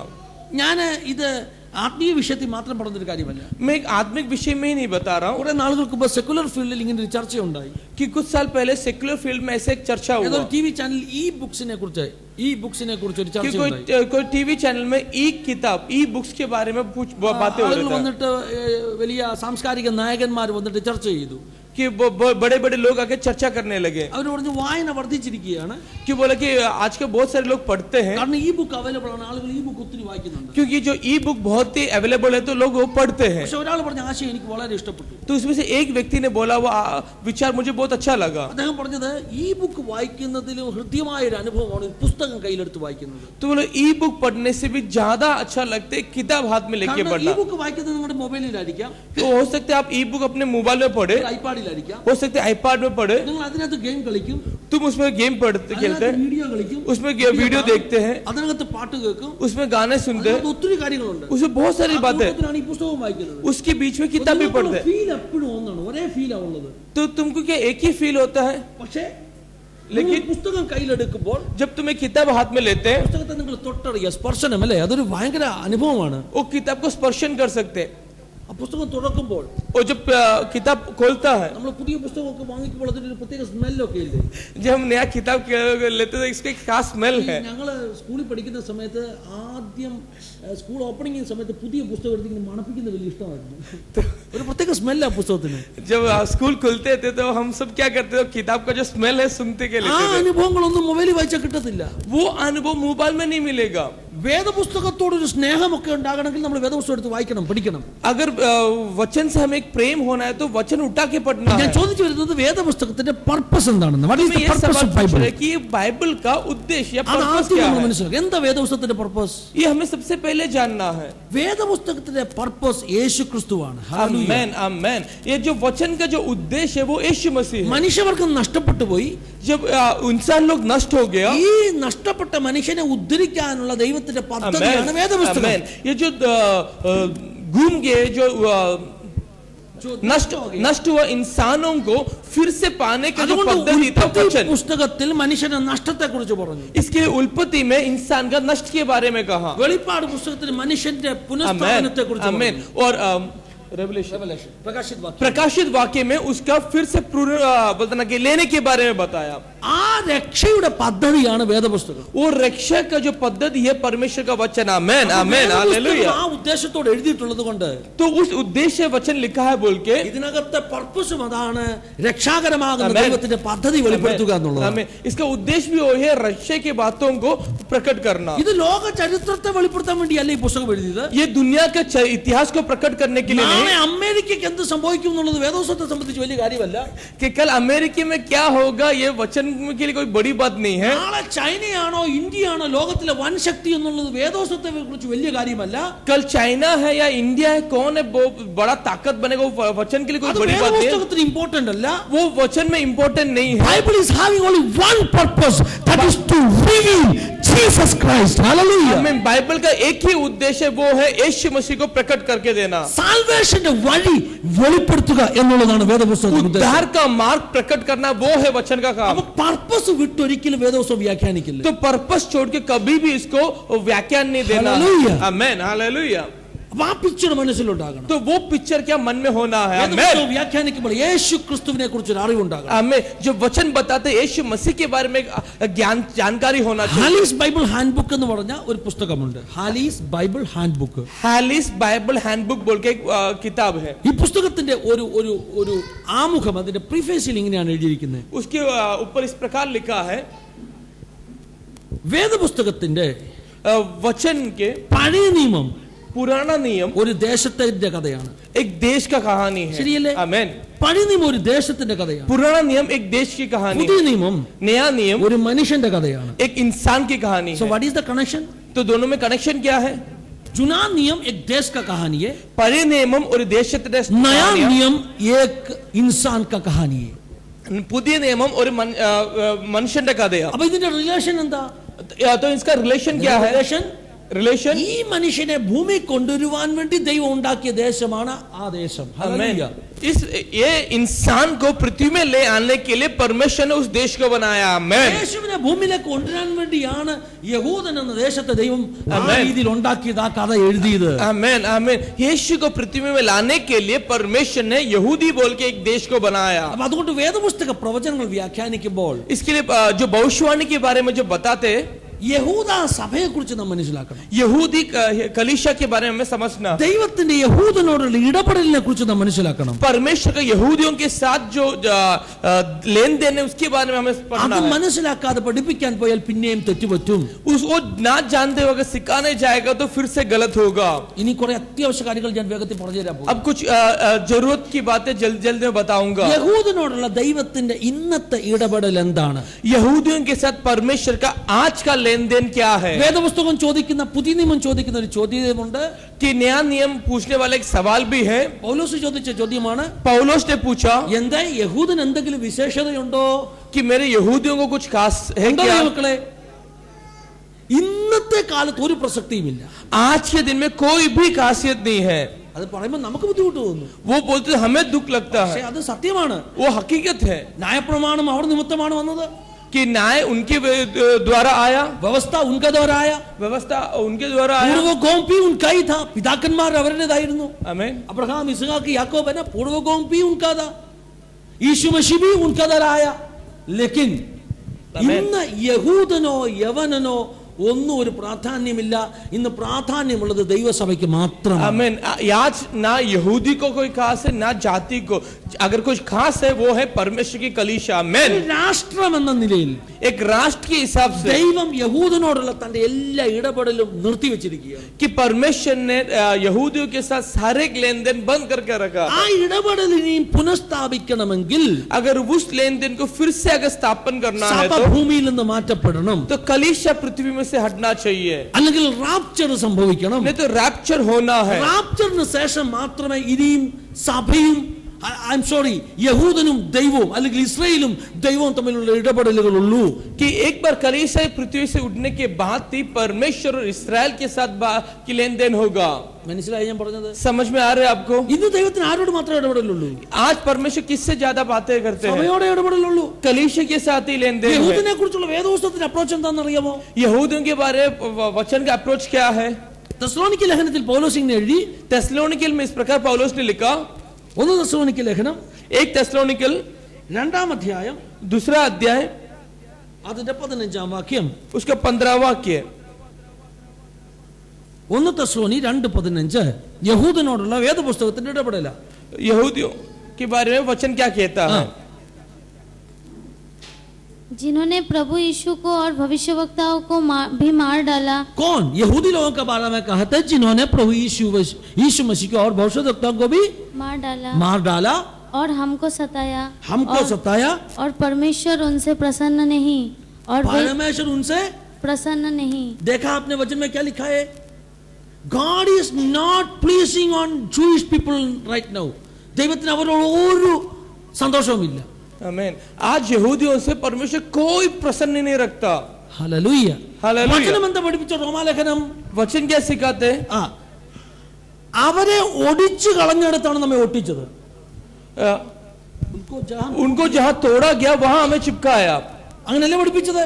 കാട്ടൊലിവിന്റെ നല്ല കമ്പനി ഒടിച്ചെടുത്ത് നമ്മളെ ഒട്ടിച്ചെന്ന്. ആമേൻ। ഒടിച്ചതാണെങ്കിൽ अगर तोड़ा है तो ആ കമ്പനി എന്ത് പറ്റും? उस जो डालिया को क्या होने वाला है? वो सूख जाने वाले, वो मुड़ जाने वाला है। आमेन। ഒടിച്ചതാണെങ്കിൽ അത് ഉണങ്ങിപ്പോകും അല്ലേ? अगर तोड़ा है तो डाली सूख जाएगा। ദൈവം യഹൂദനെ ഒടിച്ചിട്ട് യഹൂദൻ ഇപ്പൊ പച്ചപ്പില്ല, മാറിക്കിടക്കുകയാണ്. अब यहूदी को तोड़ के उसमें कोई हरियाली नहीं, वो सूख गया है। അവിടെ നമ്മെ ഒട്ടിച്ചു വെച്ചിരിക്കുക, वहां हमें चिपका के रखा है। आमेन आमेन आमेन हालेलुया। വേദപുസ്തകം അങ്ങനെ നമ്മെ പഠിപ്പിക്കുന്നു. वचन ऐसे हमें सिखाता है। ഇനി യഹൂദനോട് ദൈവത്തിന് ഇടപെടൽ ഉണ്ടാകണമെങ്കിൽ अगर फिर से अगर यहूदी के साथ परमेश्वर का लेनदेन होना है, എടുത്തു മാറ്റിയ ശേഷം हमें उठाने के बाद വേദപുസ്തകം പഠിപ്പിക്കുന്നുണ്ട്, वचन सिखाता है ഒടിച്ചെടുത്തു പിന്നെ പൊട്ടിക്കിളുക്കുന്നു. आमीन आमीन आमीन। जहां तोड़ा गया, आमीन हालेलुया, ദാവീദിന്റെ വേരിൽ നിന്ന് ഒരു ബ്രാഞ്ച് പൊട്ടിക്കിളുന്നു. आमीन आमीन। जहां तोड़ा गया वहां से फिर से खिल उठेगा। യാക്കോബിന് ഒരു പൊട്ടിക്കിളർപ്പുണ്ട്. आमीन। याकूब को एक टूट के खिलना है, പക്ഷേ लेकिन ഈ ഒട്ടിച്ചു വെച്ചത് ഇവിടെ നിൽക്കുന്നിടത്തോളം ഇല്ല. आमीन। जब तक ये चिपका कर रखा हुआ यहाँ है तब तक नहीं। आमीन आमीन हालेलुया आमीन। നമ്മളൊരു ബഡ് ചെയ്തൊരു ഒരു സസ്യം ഒരു മുള ഒട്ടിച്ചു വെച്ചാൽ, अगर हम बडिंग करके अगर एक झाड़ को अगर बडिंग कर लेते तो പിന്നെ വളരുന്നത് ഏതാ? फिर क्या खिलता है? ഒട്ടിച്ചതാ വളരുന്നത് അല്ലേ? जो चिपकाया वो बढ़ता है। ആ ഒട്ടിച്ചത് ആരോഗ്യത്തോട് വളരുന്നിടത്തോളം കാലം വേറെ ഒന്നും പൊട്ടത്തില്ല അതിന്റെ താഴെ. हमें जो चिपकाया बडिंग किया हुआ जितना शक्तिशाली से बढ़ेगा वो दूसरा नहीं बढ़ेगा। എന്താ ഒട്ടിച്ചത് വളരുന്നില്ലെങ്കിലോ? अगर जो चिपकाया हुआ अगर नहीं चलता, अगर वो टूट जाएगा तो അതിന്റെ തായ്തടിയിൽ നിന്ന് പിന്നെ പൊട്ടിക്കിളിക്കും. उसके नीचे से फिर से वो खिल उठेगा। ഇതുപോലെ തന്നെ आमीन आमीन। इसी प्रकार മനസ്സിലായോ? आमीन हालेलुया। സഭ മാറ്റപ്പെട്ട ശേഷമേ ഇനി യഹൂദ സഭ തളിർക്കത്തുള്ളൂ. कि कलीसिया हटने के बाद ही अभी फिर से यहूदियों की कलीसिया होगा। തളിർക്ക എന്ന് പറഞ്ഞാൽ वो फिर से खिलने का मतलब അവർ ഇടപെടൽ ഉണ്ടാകത്തുള്ളൂ. कि परमेश्वर के साथ उनका रिश्ता होगा। റോമാലേഖനം കൃത്യമായിട്ട് അത് പഠിപ്പിച്ചു.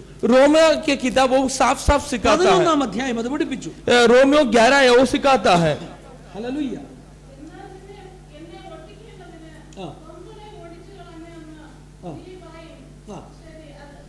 അമ്മ അതല്ല ഞാൻ ഉദ്ദേശിച്ച വാക്യം, അത് ശരി. നമ്മൾ മുമ്പ് പറഞ്ഞ കാര്യം അമ്മ വായിച്ചത് 11 11 का 14 മുതൽ ഒന്ന് വായിച്ചേ. 14 से जरा पढ़िए।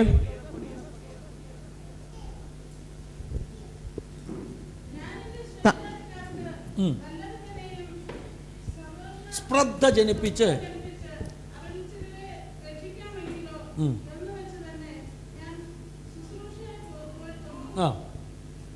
അവരുടെ ഭ്രംശം, അതാ വാക്യം 15 വാക്യം.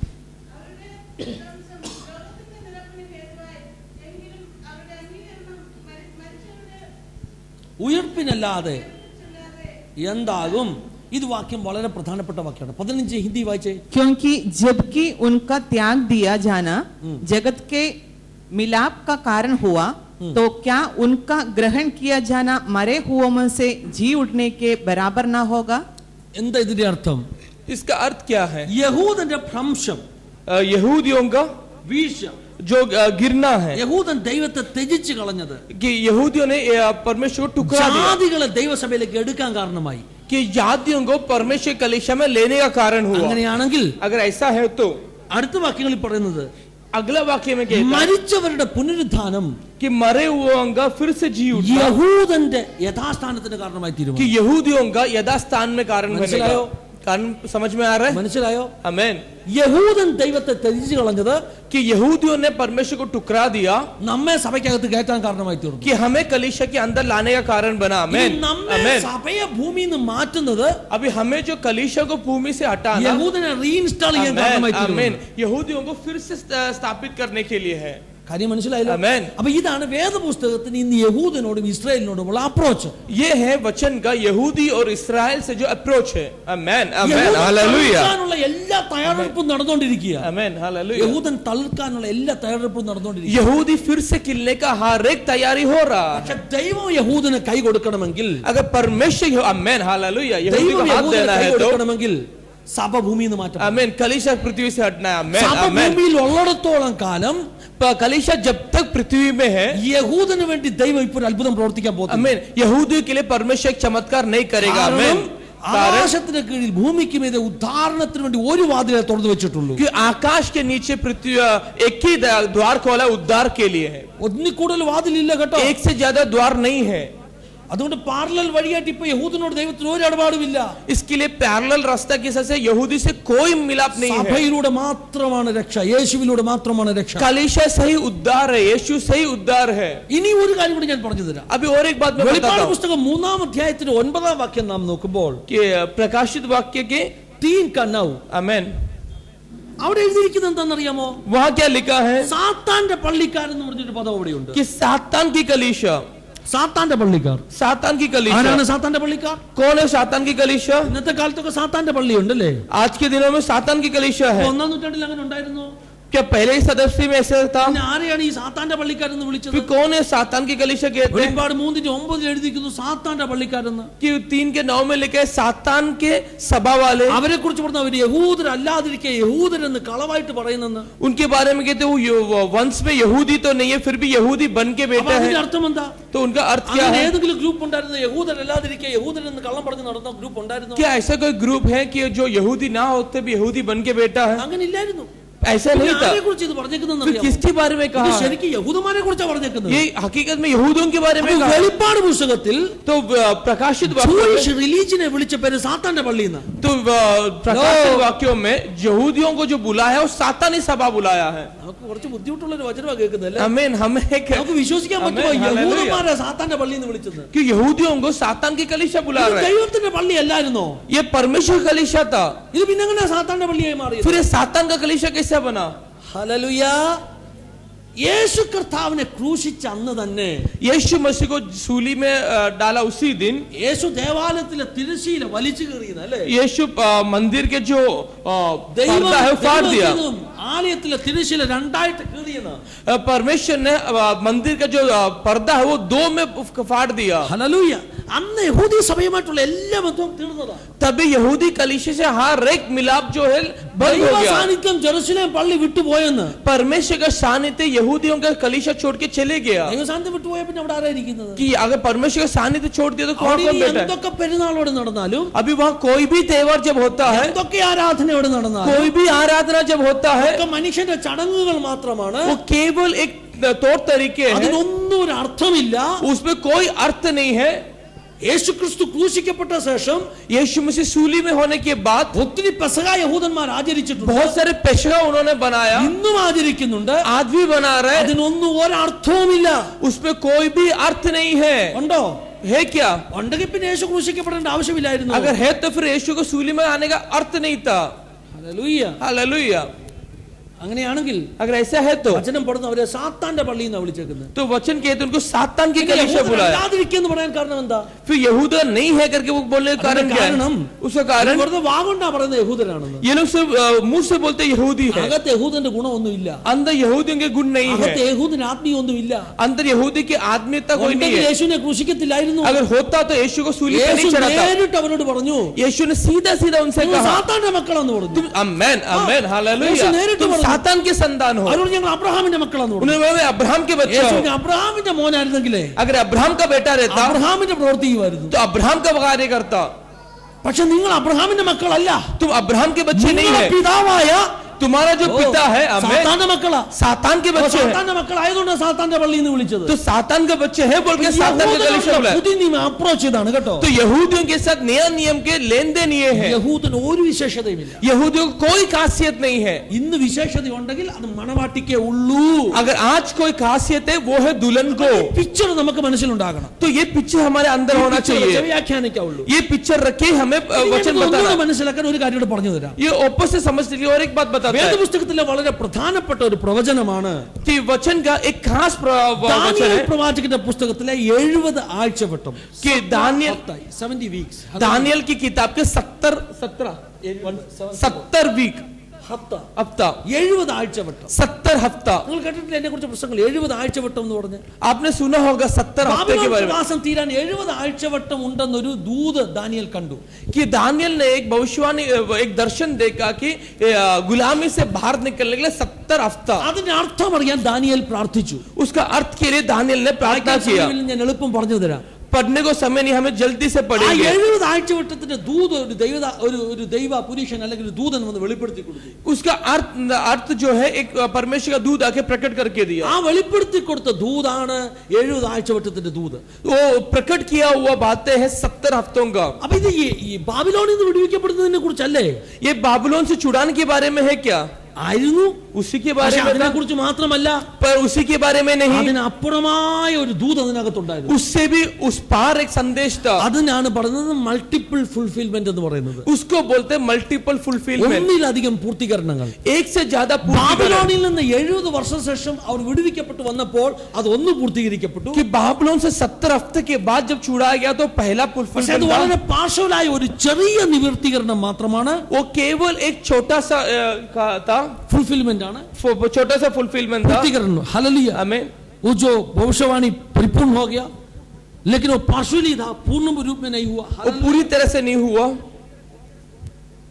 പിന്നെ ദാനിയേലിനോട് ദൈവം എന്ത് പറഞ്ഞു കൊടുത്തെന്ന് അറിയാമോ फिर दानियल से क्या कहा ഈ 70 ആഴ്ചവട്ടത്തെ ये जो 70 हफ्ते का രണ്ടായിട്ട് തിരിച്ചു പഠിപ്പിച്ചു पूरे 2 बारों में सिखाया രണ്ടായിട്ട് തിരിച്ച് 2 बार में सिखाया ഈ 70 ആഴ്ചവട്ടത്തെ ये जो 70 हफ्ता है 70 ആഴ്ചക്ക് എത്ര ദിവസമുണ്ട് 70 हफ्ते में എത്ര ദിവസമുണ്ട് कितना दिन है 70 ഗുണം 7 എത്രയാണ് 490 അല്ലേ 490 ദിവസങ്ങൾ बोले कि 490 दिन 490 ദിവസങ്ങളെ 490 വർഷങ്ങളാക്കി പഠിപ്പിച്ചു 490 दिन को 490 साल के हिसाब से सिखाया അതിനകത്ത് 69ാമത്തെ വർഷമാണ് അഭിഷക്തൻ 69ാമത്തെ ആഴ്ചവട്ടമാണ് അഭിഷക്തൻ ഛേദിക്കപ്പെടുന്നത് कि उसमें से 69th हफ्ते में क्या है कि अभिषेक जो है वो मारा जाता है 483 വർഷം എന്നതിന്റെ അർത്ഥം उसका अर्थ है 483 years उसका अर्थ है कि 483 years ബാക്കി ഒരു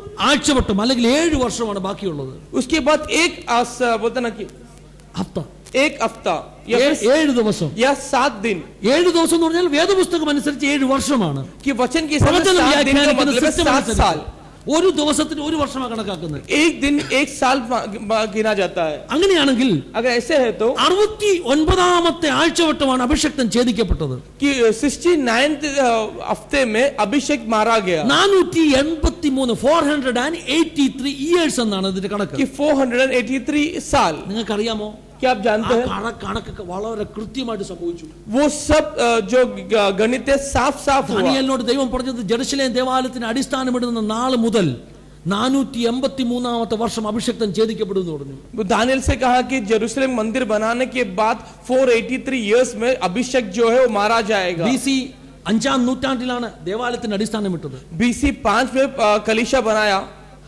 जो मंदिर के लिए नींव डाला मंदिर के लिए नींव डाला അന്ന് മുതൽ उस दिन से लेके യേശുക്രിസ്തു ക്രൂശിക്കപ്പെട്ട വർഷം വരെ കറക്റ്റ് 483 ഇയേഴ്സ് ആയിരുന്നു उस दिन से लेके यीशु सूली पर चढ़ा तब तक अगर देखा जाए तो 483 इयर्स है യഹൂദനെ കുറിച്ചുള്ള എല്ലാ പ്രവചനങ്ങളും यहूदी के बारे में हर एक എല്ലാ പ്രവചനങ്ങളും हर एक भविष्य വേദപുസ്തകം എടുത്ത് കാൽക്കുലേറ്റ് ചെയ്താൽ अगर वचन उठा के कैलकुलेट करेगा तो കൃത്യമായിട്ട് നമുക്ക് പറയാം ഇന്ന വർഷം സംഭവിക്കുന്നു പറയാം हम साफ साफ बोल सकते कौन सा साल होगा പക്ഷേ लेकिन സഭയെ കുറിച്ച് നടക്കത്തില്ല पर कलीशा के बारे में नहीं होगा സഭ യഹൂദനല്ല യഹൂദനിൽ നിന്നുള്ള ഒരു സംവിധാനമല്ല സഭ ഹല്ലേലൂയ അതുകൊണ്ട് സഭയെ കുറിച്ചുള്ള ഒരു പ്രവചനവും കണക്ക് കൂട്ടാൻ പറ്റത്തില്ല पर कलीशा के बारे में कलीशा यहूदी नहीं है 483 വർഷമായപ്പോൾ जब 483 इयर्स हुआ तो അഭിഷക്തൻ ഛേദിക്കപ്പെട്ടു अभिषेक मारा ഇനി गया എത്ര വർഷം ബാക്കിയുള്ളത് अभी कितना साल बाकी है 7 വർഷം 7 साल ഈ 7 വർഷത്തെ കുറിച്ച് ദാനിയേൽ എന്താ പ്രവചിച്ചെന്ന് ये അറിയാമോ 7 साल के बारे में दानियल ने क्या 7 बताया വർഷം ये 7 साल മഹാപീഡനത്തിന്റെ വർഷമായിരിക്കും बहुत ही पीड़ा का समय रहेगा ശൂന്യമാക്കുന്ന മ്ലേച്ഛത നിൽക്കരുതാത്ത സ്ഥാനത്ത് നിൽക്കും जो एकदम बेकार चीज जो जहां नहीं खड़ा होना है वैसे पवित्र स्थान में पवित्र जगह में अशुद्धि जो है पवित्र स्थान में खड़ा रहेगा ദാനിയേലിന്റെ പ്രവചനമാണ്. दानियल का प्रवचन അവൻ है, പലരോട് നിയമം കഠിനമാക്കും. वो बहुत लोगों के साथ जो നിയമം को कठिन नियम को बनाएगा. कठिन बनाएगा. അത് എതിർ ക്രിസ്തുവിനെ കുറിച്ച് പറയുന്നത്. वो യേശു വിരുദ്ധിക്ക പറയും. यीशु विरोधी के बारे में कहता है. 483 വർഷം तो 483 years जो है എന്ത് സംഭവിക്കും? क्या होगा? അഭിഷേകം ചെയ്യിക്കപ്പെടും. अभिषेक मारा जाएगा. അടുത്ത 7 വർഷം आने वाले 7 साल മഹാപീഡനമാണ്. बहुत बड़ा पीड़न रहेगा. അന്ത്യക്രിസ്തുവിന്റെ വാഴ്ചയാ. एंटी क्राइस्ट का അങ്ങനെയല്ലേ रहेगा. പ്രവചനം നടക്കേണ്ടത്? ऐसे होना चाहिए. 483 വരെ കൃത്യമായിട്ട് നടന്നോ? 483 तक साफ साफ चला. അങ്ങനെയാണെങ്കിൽ യേശു ക്രിസ്തു ക്രൂശിക്കപ്പെട്ട ശേഷം ऐसा है तो यीशु में से सूली होने पे होने के ആ बाद പ്രവചനം അനുസരിച്ച് അടുത്ത 7 വർഷം തുടങ്ങേണ്ടതാ. अगर वो भविष्यवाणी के साथ अगला 7 साल होना चाहिए था. പക്ഷെ തുടങ്ങിയോ? हुआ क्या? ഇപ്പൊ എത്ര വർഷം കഴിഞ്ഞിരിക്കുന്നു? अभी कितना साल हो गया? അപ്പൊ 7 വർഷം എന്താ നടക്കാഞ്ഞത്? तो പിന്നെ ये 7 साल क्यों नहीं हुआ? മനസ്സിലായോ? അപ്പൊ എവിടെയോ ഒരു പ്രശ്നമുണ്ടല്ലേ? तो किधर तो कुछ ആ समस्या है. പ്രശ്നം എവിടെയാണെന്നറിയാമോ? वो समस्या किधर है? ആ പ്രശ്നമാണ് സഭ. वो है अमेन. സഭ ഈ പ്രവചനത്തിനകത്ത് ഇല്ല. ये जो भविष्यवाणी के अंदर कलीसिया नहीं है. അപ്പൊ ഈ പ്രവചനം ये जो ഇനി भविष्यवाणी മനസ്സിലാക്കണമെങ്കിൽ समझना है तो 483 വർഷം വരെ ഇങ്ങനെ എഴുതി വന്നു. कि 483 साल तक ये लिख के आया അഭിഷേകം ഛേദിക്കപ്പെട്ടു. कि अभिषेक मारा गया. അതിനുശേഷം പരിശുദ്ധാത്മാവ് ഒരു ബ്രാക്കറ്റ് ഇട്ടു. उसके बाद पवित्र आत्मा ने एक ब्रैकेट डाला. ഈ ബ്രാക്കറ്റ് കാലത്തിന് പറയുന്ന പേരാണ് സഭ. ये जो ब्रैकेट समय को बोलते हैं कलीसिया. ഈ ബ്രാക്കറ്റിനകത്ത് എന്തൊക്കെ എഴുതി വെച്ചോ അത് നമുക്ക് അറിയത്തില്ല. ये ब्रैकेट के अंदर क्या क्या लिखा हुआ हम नहीं എത്ര വർഷം जानते. നീളമുണ്ട് നമുക്ക് അറിയത്തില്ല. उसको कितना साल है हम नहीं जानता. आमेन. 2015 വർഷമായി ഇപ്പോഴും ഈ ബ്രാക്കറ്റ് ക്ലോസ് ചെയ്തിട്ടില്ല.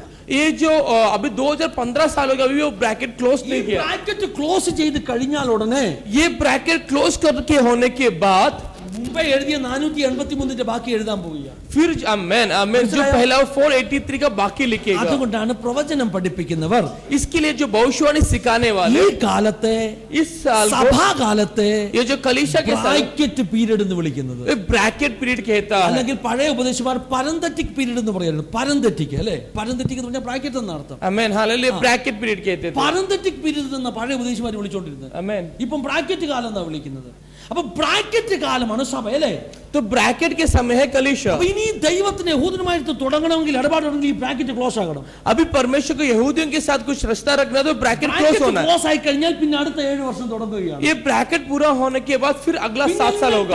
ടപ്പ് നടക്കാൻ പോവുകയാണ്. फिर फटाफट होगा. അതുകൊണ്ട് इसके लिए ബ്രാക്കറ്റ് കാലത്തിന്റെ നീളം എത്ര നമുക്ക് അറിയത്തില്ല. हम नहीं जानते ब्रैकेट काल में कितना समय है. അതിനുശേഷമേ യഹൂദനുമായിട്ട് ദൈവത്തിന് ഇടപെടലുള്ളൂ. उसके बाद ही यहूदी के साथ उसका लेन देन होगा. വ്യാഖ്യാനിക്കുമ്പോൾ ഈ കാര്യം നമ്മുടെ മനസ്സിലുണ്ടാകണം. तो जब प्रवचन सिखाते हो तो ये बातें हमारे दिल में होना चाहिए. യഹൂദനോടുള്ള ദൈവത്തിന്റെ ബന്ധം ഇന്ന് എന്ത് സംഭവിച്ചു? यहूदियों के साथ जो उसका रिश्ता है आज क्या हुआ? ഇന്ന് നേരിട്ട് ദൈവത്തിന് ബന്ധമില്ല, മറിച്ച് സഭയിലൂടെ യേശുക്രിസ്തു നിമിത്തമുള്ള ബന്ധം മാത്രമേ ഉള്ളൂ. आज उसके साथ सीधा सीधा परमेश्वर को बंधन नहीं, आज यीशु मसीह ഒരു के साथ ജാതി ही है. യേശുവിനെ രക്ഷകനായി സ്വീകരിക്കുന്നത് പോലെ തന്നെ एक जाति यीशु मसीह को जैसे स्वीकार करता है യഹൂദനും യേശുവിനെ രക്ഷകനായി സ്വീകരിക്കണം. यहूदियों को भी यीशु को അല്ലെങ്കിൽ रक्षक അവന് बनाना है. നരകത്തിൽ പോകും. नहीं तो नरक में जाएगा. യഹൂദ വംശത്തിൽ ജനിച്ചുകൊണ്ട് ഒരു വിശേഷതയും ഇല്ല. यहूदी वंश में जन्म लेके कोई कोई विशेषण खासियत नहीं नहीं, मिला. कोई खास नहीं है. അപ്പൊ നിങ്ങൾക്ക് മനസ്സിലായില്ല കാര്യങ്ങൾ?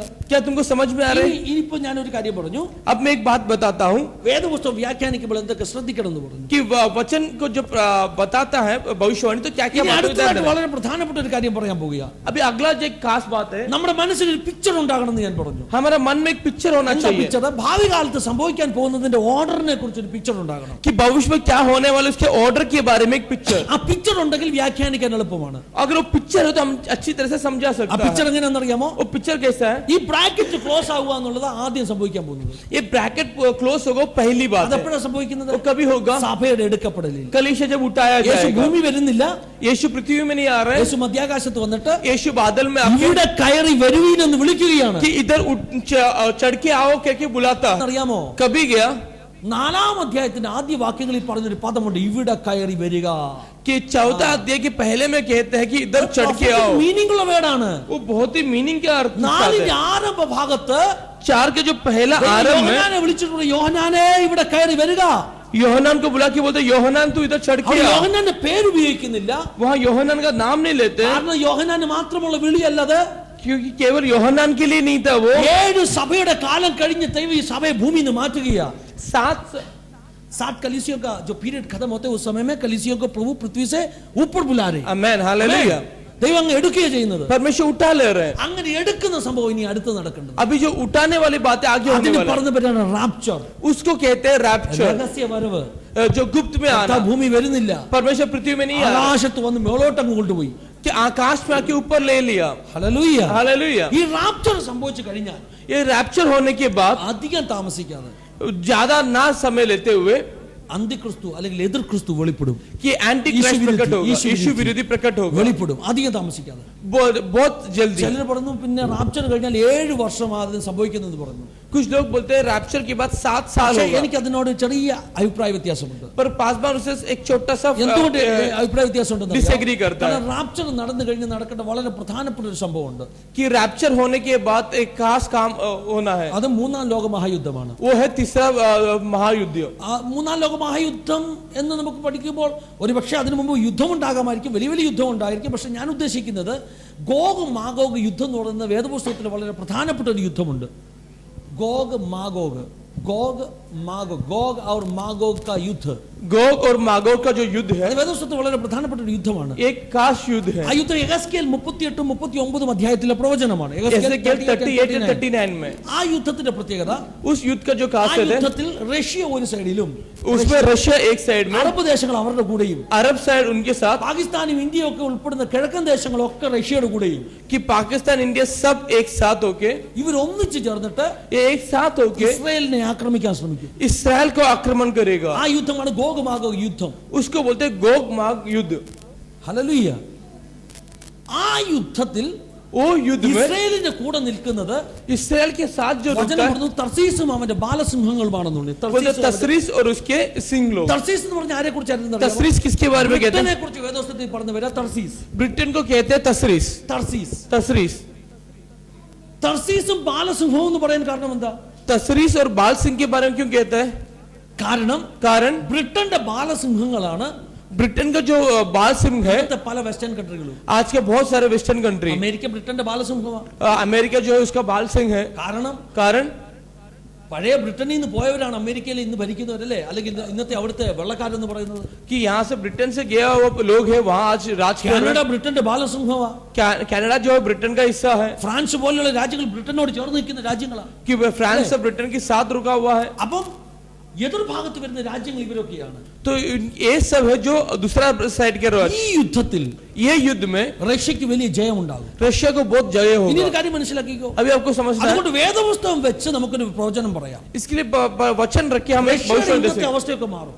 आज का रशिया का अवस्था बदलेगा. പവർഫുൾ ആയിട്ട് മിലിറ്ററി പവർ ആയിട്ട് തന്നെ നിൽക്കും. रशिया एकदम पावरफुल मिलिट्री में रहेगा. സാമ്പത്തികമായിട്ട് ഒരുപക്ഷെ തകർന്നു തന്നെ കിടക്കും. हो सकता है कि आर्थिक में वो कमजोर रहेगा, മിലിറ്ററി പവർ ആയിരിക്കും അവര്. पर वो एक मिलिट्री पावर रहेगा. ഇന്ന് റഷ്യ തകർന്നു കിടക്കുകയാണ് അല്ലേ? आज रशिया नाश होके बैठा है. അമേരിക്കയോട് ഫൈറ്റ് ചെയ്യാൻ പറ്റുന്നില്ല അവർക്ക്. अमेरिका से फाइट नहीं कर पा रहे. വേദപുസ്തകം പറയുന്നത് എന്താണെന്നറിയാമോ? वचन क्या बताते റഷ്യ हैं? എന്തിനു വേണ്ടിയാണ് യുദ്ധം ചെയ്യാൻ പോകുന്നത്? रशिया क्यों युद्ध कर रहे हैं? അവരുടെ ദാരിദ്ര്യം കൂടിയിട്ട് കൊള്ളയടിക്കാൻ വേണ്ടിയാണ്. कि उनका जो दारिद्र्य पूरा बढ़कर वो बोलते ना कि लूटने के അപ്പൊ लिए. എന്ത് കൊള്ളയടിക്കാനാ പോകുന്നത്? तो क्या लूटने को जा रहे हैं? പൈസ ഉണ്ടോ? इसराइल के पास पैसा है क्या? नहीं. അവിടെയാണ് ഓയിൽ പൊളിറ്റിക്സിനെ കുറിച്ച് നമ്മൾ പഠിക്കേണ്ടത്. Oil politics. वहाँ ऑयल पॉलिटिक्स के बारे में ഇന്ന് सीखना है. ലോകത്തെ നിയന്ത്രിക്കുന്നത് ഡോളർ അല്ല, ഓയിലാണ്. आज दुनिया को जो कब्जा करता है वो डॉलर नहीं ऑयल है. ഓയിൽ പൊളിറ്റിക്സ് എന്ന് പറഞ്ഞ സംഭവമുണ്ട്. ऑयल पॉलिटिक्स बोलता ഓയിൽ है പൊളിറ്റിക്സ് എന്ന് പറഞ്ഞാൽ അറബ് ദേശത്തുള്ള ഓയിലിന്റെ മണ്ടയ്ക്കാണ് എല്ലാ രാജ്യത്തിന്റെയും കണ്ണ്. कि अरब में जो तेल है उसके ऊपर हर एक का नजर है. അറബ് ദേശക്കാർക്ക് അത്രയും അറിവില്ല ഈ ഓയിൽ എങ്ങനെ എടുക്കേണ്ടതെന്ന്. उनको पता नहीं था कि ये तेल कैसे निकालना है. അത് അമേരിക്കക്കാരും ബ്രിട്ടീഷുകാരുമാണ് ചെയ്തത്. वो अमेरिका ब्रिटिशों ने किया. അതുകൊണ്ട് ശരിക്കും സമൃദ്ധി കിട്ടിയത് അവർക്കാണ്. इसलिए हकीकत में बढ़ाई कौन हुआ? वो लोग बड़ा हुआ. അമേരിക്കയുടെ ലക്ഷ്യം എപ്പോഴും ഈ അറബ് ദേശത്തിന്റെ മണ്ടയിൽ അവരുടെ ഓയിലിന്റെ മണ്ടയിൽ ഒരു പിടി ഉണ്ടാകണം. तो ये जो तेल के ऊपर ये लोगों का सबका एक नजर है. ഇറാഖിന്റെ ലക്ഷ്യം അതായിരുന്നു അല്ലേ? इराक का भी लक्ष्य होता. കുവൈറ്റിനെ ആക്രമിച്ചത് इराक क्यों कुवैत को हमला किया? ഓയിലിന് വേണ്ടിയാ. तेल के लिए. ഹല്ലേലൂയ. അമേരിക്കയുടെ ലക്ഷ്യം ഇതാണ്. अमेरिका भी लक्ष्य हुआ. അമേരിക്ക വേറെ രാജ്യത്തെ അവിടെ കയറാൻ സമ്മതിക്കാത്തത് ആ ഇറാഖിന്റെ വിഷയത്തിൽ ചാടി ഇറങ്ങി അടിച്ചത് കാരണം ഞങ്ങളുടെ പിടി പോകല്ല അവിടെ നിന്നുള്ളത്. कि उसके लिए वो फटक से उतर के खेला. ഇതിനാണ് ഓയിൽ പൊളിറ്റിക്സ് എന്ന് പറയുന്നത്. इसको बोलते ऑयल पॉलिटिक्स. റഷ്യയുടെ കണ്ണും ഇത് തന്നെയാണ്. तो रशिया का भी आंख वही है. അമേരിക്കയ്ക്കുള്ള സ്വാധീനം മാറ്റിയിട്ട് അറബ് ദേശങ്ങളുടെ കയ്യിൽ ഒരു സ്വാധീനം ഉണ്ടാകണം. അതിനുവേണ്ടി ഇസ്രായേലുമായിട്ടുള്ള പ്രശ്നത്തിൽ കേറി എന്ത് ചെയ്യും? റഷ്യ അറബുകളെ സപ്പോർട്ട് ചെയ്യും. आमेन. This तो is going to Israel happen. के लिए क्या है कि रशिया क्या करेगा कि उनको सपोर्ट करेगा. ഇന്ന് സിറിയ, ലെബനോൻ, ജോർദാൻ ഇങ്ങനെ പറയുന്ന രാജ്യങ്ങളും മറ്റ് അറബ് ദേശങ്ങളും ഒക്കെ ഇസ്രായേലിനെതിരെ അല്ലേ? आज ये जॉर्डन, सीरिया, ये सब जो है इसराइल के विरुद्ध में है. പിന്നെ എന്നാ ഇസ്രായേലിനോട് യുദ്ധം ചെയ്യാത്തത്? फिर क्यों इसराइल से युद्ध नहीं इसराइल करते? राज्य वाले. इसराइल एक छोटा राज्य है. അമേരിക്ക സമ്മതിക്കത്തില്ല. अमेरिका नहीं देगा. അതുകൊണ്ട് മിണ്ടായിരിക്കുക. वो चुपचाप അങ്ങനെ बैठा है. ഇരിക്കുമ്പോൾ റഷ്യ ഒരു ദിവസം കയറി പറയും ഞങ്ങൾ കൂടെ ഉണ്ട് അടിച്ചോളാൻ പറയും. ഹല്ലേലൂയ. नहीं तो एक दिन रशिया आके बोले हम साथ में मारो. റഷ്യ കയറി അടിക്കും, ആക്രമിച്ചു കാണിക്കും. रशिया मारेगा. ആ സമയത്ത് ബാക്കി അറബ് ദേശങ്ങളെല്ലാം കൂടെ കൂടും. तब जाके अरब देश सब पूरे एक साथ आएगा. അതാണ് ആ യുദ്ധത്തെ കുറിച്ച് പറയുന്നത്. वो है उस युद्ध के बारे ആ में कहते हैं. യുദ്ധം വളരെ വ്യക്തമായിട്ട് എതിർ ക്രിസ്തു വെളിപ്പെടുന്നതിന്റെ ആ സമയമാണ്. ഹല്ലേലൂയ. वो जो युद्ध है कि मसीह विरोधी जो प्रकट होने का समय है. അതുകൊണ്ട് സഭ ഭൂമിയിലുള്ളപ്പോൾ ആ യുദ്ധം നടക്കത്തില്ല. कि कलीसिया जब दुनिया में है तब वो नहीं होगा. എന്തുകൊണ്ട് നടക്കത്തില്ല? क्यों नहीं അത് होगा? നടന്നു കഴിഞ്ഞാൽ वो अगर ऐसा होगा तो കഴിഞ്ഞ് ഇനി 2-3 വർഷത്തിനാവും എതിർ ക്രിസ്തു വരും എന്നുള്ളത്. तो हमें साफ साफ पता चलता है कि 2-3 साल में आंधी क्रिस्टो आएगा. റാപ്ചറിന് യാതൊരു തെളിവുമില്ല. तो रैप्चर का कोई भी सबूत नहीं है. റാപ്ചറിന് യാതൊരു അടയാളവുമില്ല. तो रैप्चर का कोई भी चिन्ह नहीं എന്നാൽ है. റാപ്ചർ കഴിഞ്ഞുള്ള എല്ലാ സംഭവവും Amen. കണക്ക് Amen. കൂട്ടി നമുക്ക് Amen. പറയാൻ പറ്റും Hallelujah. ഇന്ന ദിവസം നടക്കുമെന്ന്. I mean तो रैप्चर के आगे जो भी होगा हम इस बोलते ना बराबर साफ साफ कह सकते പറഞ്ഞത് हैं. മനസ്സിലാവുന്നുണ്ടല്ലോ? Amen. ഹല്ലേലൂയ. Hallelujah. അപ്പോൾ നോക്കണമേ, മനസ്സിലാക്കിക്കോ. तो समझना है. അതുകൊണ്ടാണ് ഞാൻ പറഞ്ഞത് ഈ യുദ്ധത്തിൽ സഭ ഭൂമിയിൽ ഇല്ലെന്ന് പറഞ്ഞത്. इसके लिए मैं बोला ये युद्ध में कलीसिया पृथ्वी में ഈ नहीं है. യുദ്ധത്തിന് മുമ്പ് സഭ ഭൂമിയിൽ നിന്ന് മാറ്റപ്പെട്ടിട്ടുണ്ട്. ये युद्ध से पहले कलीसिया पृथ्वी से അതിനെക്കുറിച്ച് निकाला പറയുന്ന जाए. ഒരു പഠിപ്പീരുണ്ട്. പറയുന്ന ഒരു പഠിപ്പീരുണ്ട്. उसके बारे में सिखाता है. റാപ്ചർ എപ്പോൾ സംഭവിക്കും എന്നുള്ളതിനെ കുറിച്ച് रैप्चर कब होगा. 3 പ്രത്യേക പദങ്ങളാണ് ഉപയോഗിക്കുന്നത്. 3 खास पद उपयोग ഒന്ന് करता है. പ്രീ ട്രിബുലേഷൻ എന്ന് പറയും. Pre tribulation. एक ട്രിബുലേഷന്റെ മുമ്പിൽ സത്താനിക് സേ പഹലെ, പീഡा का पहले. पीड़ा से जो पहले. Pre tribulation. രണ്ടാമത്തെ പോസ്റ്റ് ട്രിബുലേഷൻ. एक है कि सताने के बाद. बाद में. सताने के बाद. മൂന്നാമത്തെ മിഡ് ട്രിബുലേഷൻ. बीच का सताना. പ്രീയും പോസ്റ്റും നമുക്കറിയാം. പ്രീപെയ്ഡും പോസ്റ്റ് പെയ്ഡും അല്ലേ എന്ന് പറഞ്ഞാൽ പീഡയ്ക്ക് മുമ്പ്. कि पीड़ा से पहले. ഒന്നാമത്തെ തിയറി पहला സഭ theory പീഡയ്ക്ക് മുമ്പ് ഭൂമിയിൽ നിന്ന് മാറ്റപ്പെടും. कि कलीसिया पीड़ा से पहले पृथ्वी से निकाला രണ്ടാമത്തെ जाएगा. തിയറി പീഡയ്ക്ക് ശേഷമേ സഭ മാറ്റപ്പെടത്തുള്ളൂ. दूसरा है पीड़ा के बाद ही कलीसिया മൂന്നാമത്തെ आएगा. തിയറി പീഡയുടെ നടുക്ക് സഭ മാറ്റപ്പെടും. तीसरा बात है कि पीड़ा के बीच में. ഹല്ലേലൂയ. എന്നാൽ लेकिन വേദപുസ്തകം പഠിച്ചു കഴിയുമ്പോൾ वचन जब सीखता है നമുക്ക് മനസ്സിലാക്കാൻ പറ്റുന്ന കാര്യമുണ്ട്. हम समझ सकते हैं സഭ പീഡയിലൂടെ കടന്നു പോകത്തില്ല. कलीसिया पीड़ा में से गुजरेगा नहीं. आमेन आमेन आमेन हालेलुया. പത്രോസ് അപ്പോസ്തലൻ ലേഖനം എഴുതിയപ്പോൾ പറഞ്ഞു, जब पत्रोस ने लेख लिखा तो कहा ലോത്തിനെ സോദോമിൽ നിന്ന് മാറ്റിയതുപോലെ लोत को सोदोम से जिस प्रकार हटाया, നോഹയെ ജനത്തോട് കൂടെ നശിക്കാൻ സമ്മതിക്കാത്തതുപോലെ नोहा को जनों के लोगों के साथ ദൈവം नाश തന്റെ नहीं किया, മക്കളെ മാറ്റുമെന്ന് പറഞ്ഞു. परमेश्वर अपने बच्चों को हटाएगा. कहा അതുകൊണ്ട് എതിർ ക്രിസ്തു ഭൂമിയിലുള്ളപ്പോൾ സഭ ഭൂമിയിൽ ഇല്ല. कि जब मसीह विरोधी पृथ्वी में रहेगा तो कलीसिया नहीं നമ്മൾ रहेगा. വിശ്വസിക്കുന്നത് പ്രീ ട്രിബുലേഷനിലാണ്. Pre tribulation rapture. എന്താണ് तो हम क्या विश्वास करते हैं कि सताने का पहले से पहले ही रैप्चर होगा. പീഡനത്തിന് മുമ്പേ ഭൂമിയിൽ നിന്ന് മാറ്റപ്പെടും. Pre tribulation rapture. पीड़ा से पहले ही कलीसिया पृथ्वी से उठाया जाएगा. ഹല്ലേലൂയ. ഇവിടെ കയറി വരുമെന്ന് പറഞ്ഞ് സഭയെ ചേർത്ത ശേഷമാണ് പിന്നെ ഉള്ള സംഭവങ്ങളെല്ലാം ഉണ്ടാകുന്നത്. यहाँ चढ़ के आओ बोलने के बाद ही बाकी सब चीजें होगा. അതുകൊണ്ട് इसके लिए ഈ യുദ്ധം നടക്കുമ്പോൾ സഭ ഭൂമിയിലില്ല. ये युद्ध जब होगा तो कलीसिया पृथ्वी में नहीं है. യുദ്ധം കൊടുമ്പിരി കൊള്ളും. യുദ്ധം ഭയങ്കര സ്ട്രോങ് ആകും. युद्ध बहुत स्ट्रॉन्ग होगा. ഇസ്രായേലിന് വലിയ നഷ്ടമുണ്ടാകും. इसराइल को बहुत नष्ट होगा. വചനം പറയുന്നത് वचन कहता है ഇസ്രായേലിനെ ഹെൽപ്പ് ചെയ്യുന്ന എല്ലാ രാഷ്ട്രങ്ങളും തകർന്നു പോകുന്നു. इसराइल को मदद करने वाला हर एक राष्ट्र क्या है ഈ कि യുദ്ധത്തിൽ कमजोर होगा. അമേരിക്കയ്ക്ക് വരെ അമേരിക്കയുടെ നടു ഓടിയുന്ന ഫൈനാൻഷ്യലി മുഴുവൻ തകർന്നു പോകും. अमेरिका हर एक जन क्या है कि नाश होगा. ഹല്ലേലൂയ. അവസാനം ദൈവം എന്ത് ചെയ്യും? फिर अंत में परमेश्वर क्या करेगा? ദൈവം ഇസ്രായേലിന് വേണ്ടി യുദ്ധം ചെയ്യും. परमेश्वर इसराइल के युद्ध करेगा. കാരണം സഭ ഭൂമിയിൽ നിന്ന് മാറ്റപ്പെട്ടു. कि कलीसिया पृथ्वी से हटाया गया. ഇനിയിപ്പോ സഭ ഇപ്പൊ ഭൂമിയിലുള്ളത് യഹൂദന്മാരാരാ? ദൈവത്തിന്റെ ജനമാണ്. कि अभी यहूदी कौन है? परमेश्वर के जन्म. അല്ലേ? നമ്മുടെ പുനരുത്ഥാനം അവരുടെ യഥാസ്ഥാനത്തിന് കാരണമായി തീർന്നു. हमारा जो पुनरुत्थान है उनका जो यथास्थान ദൈവം का समय ഇസ്രായേലിന് बनता है. വേണ്ടി യുദ്ധം ചെയ്യും.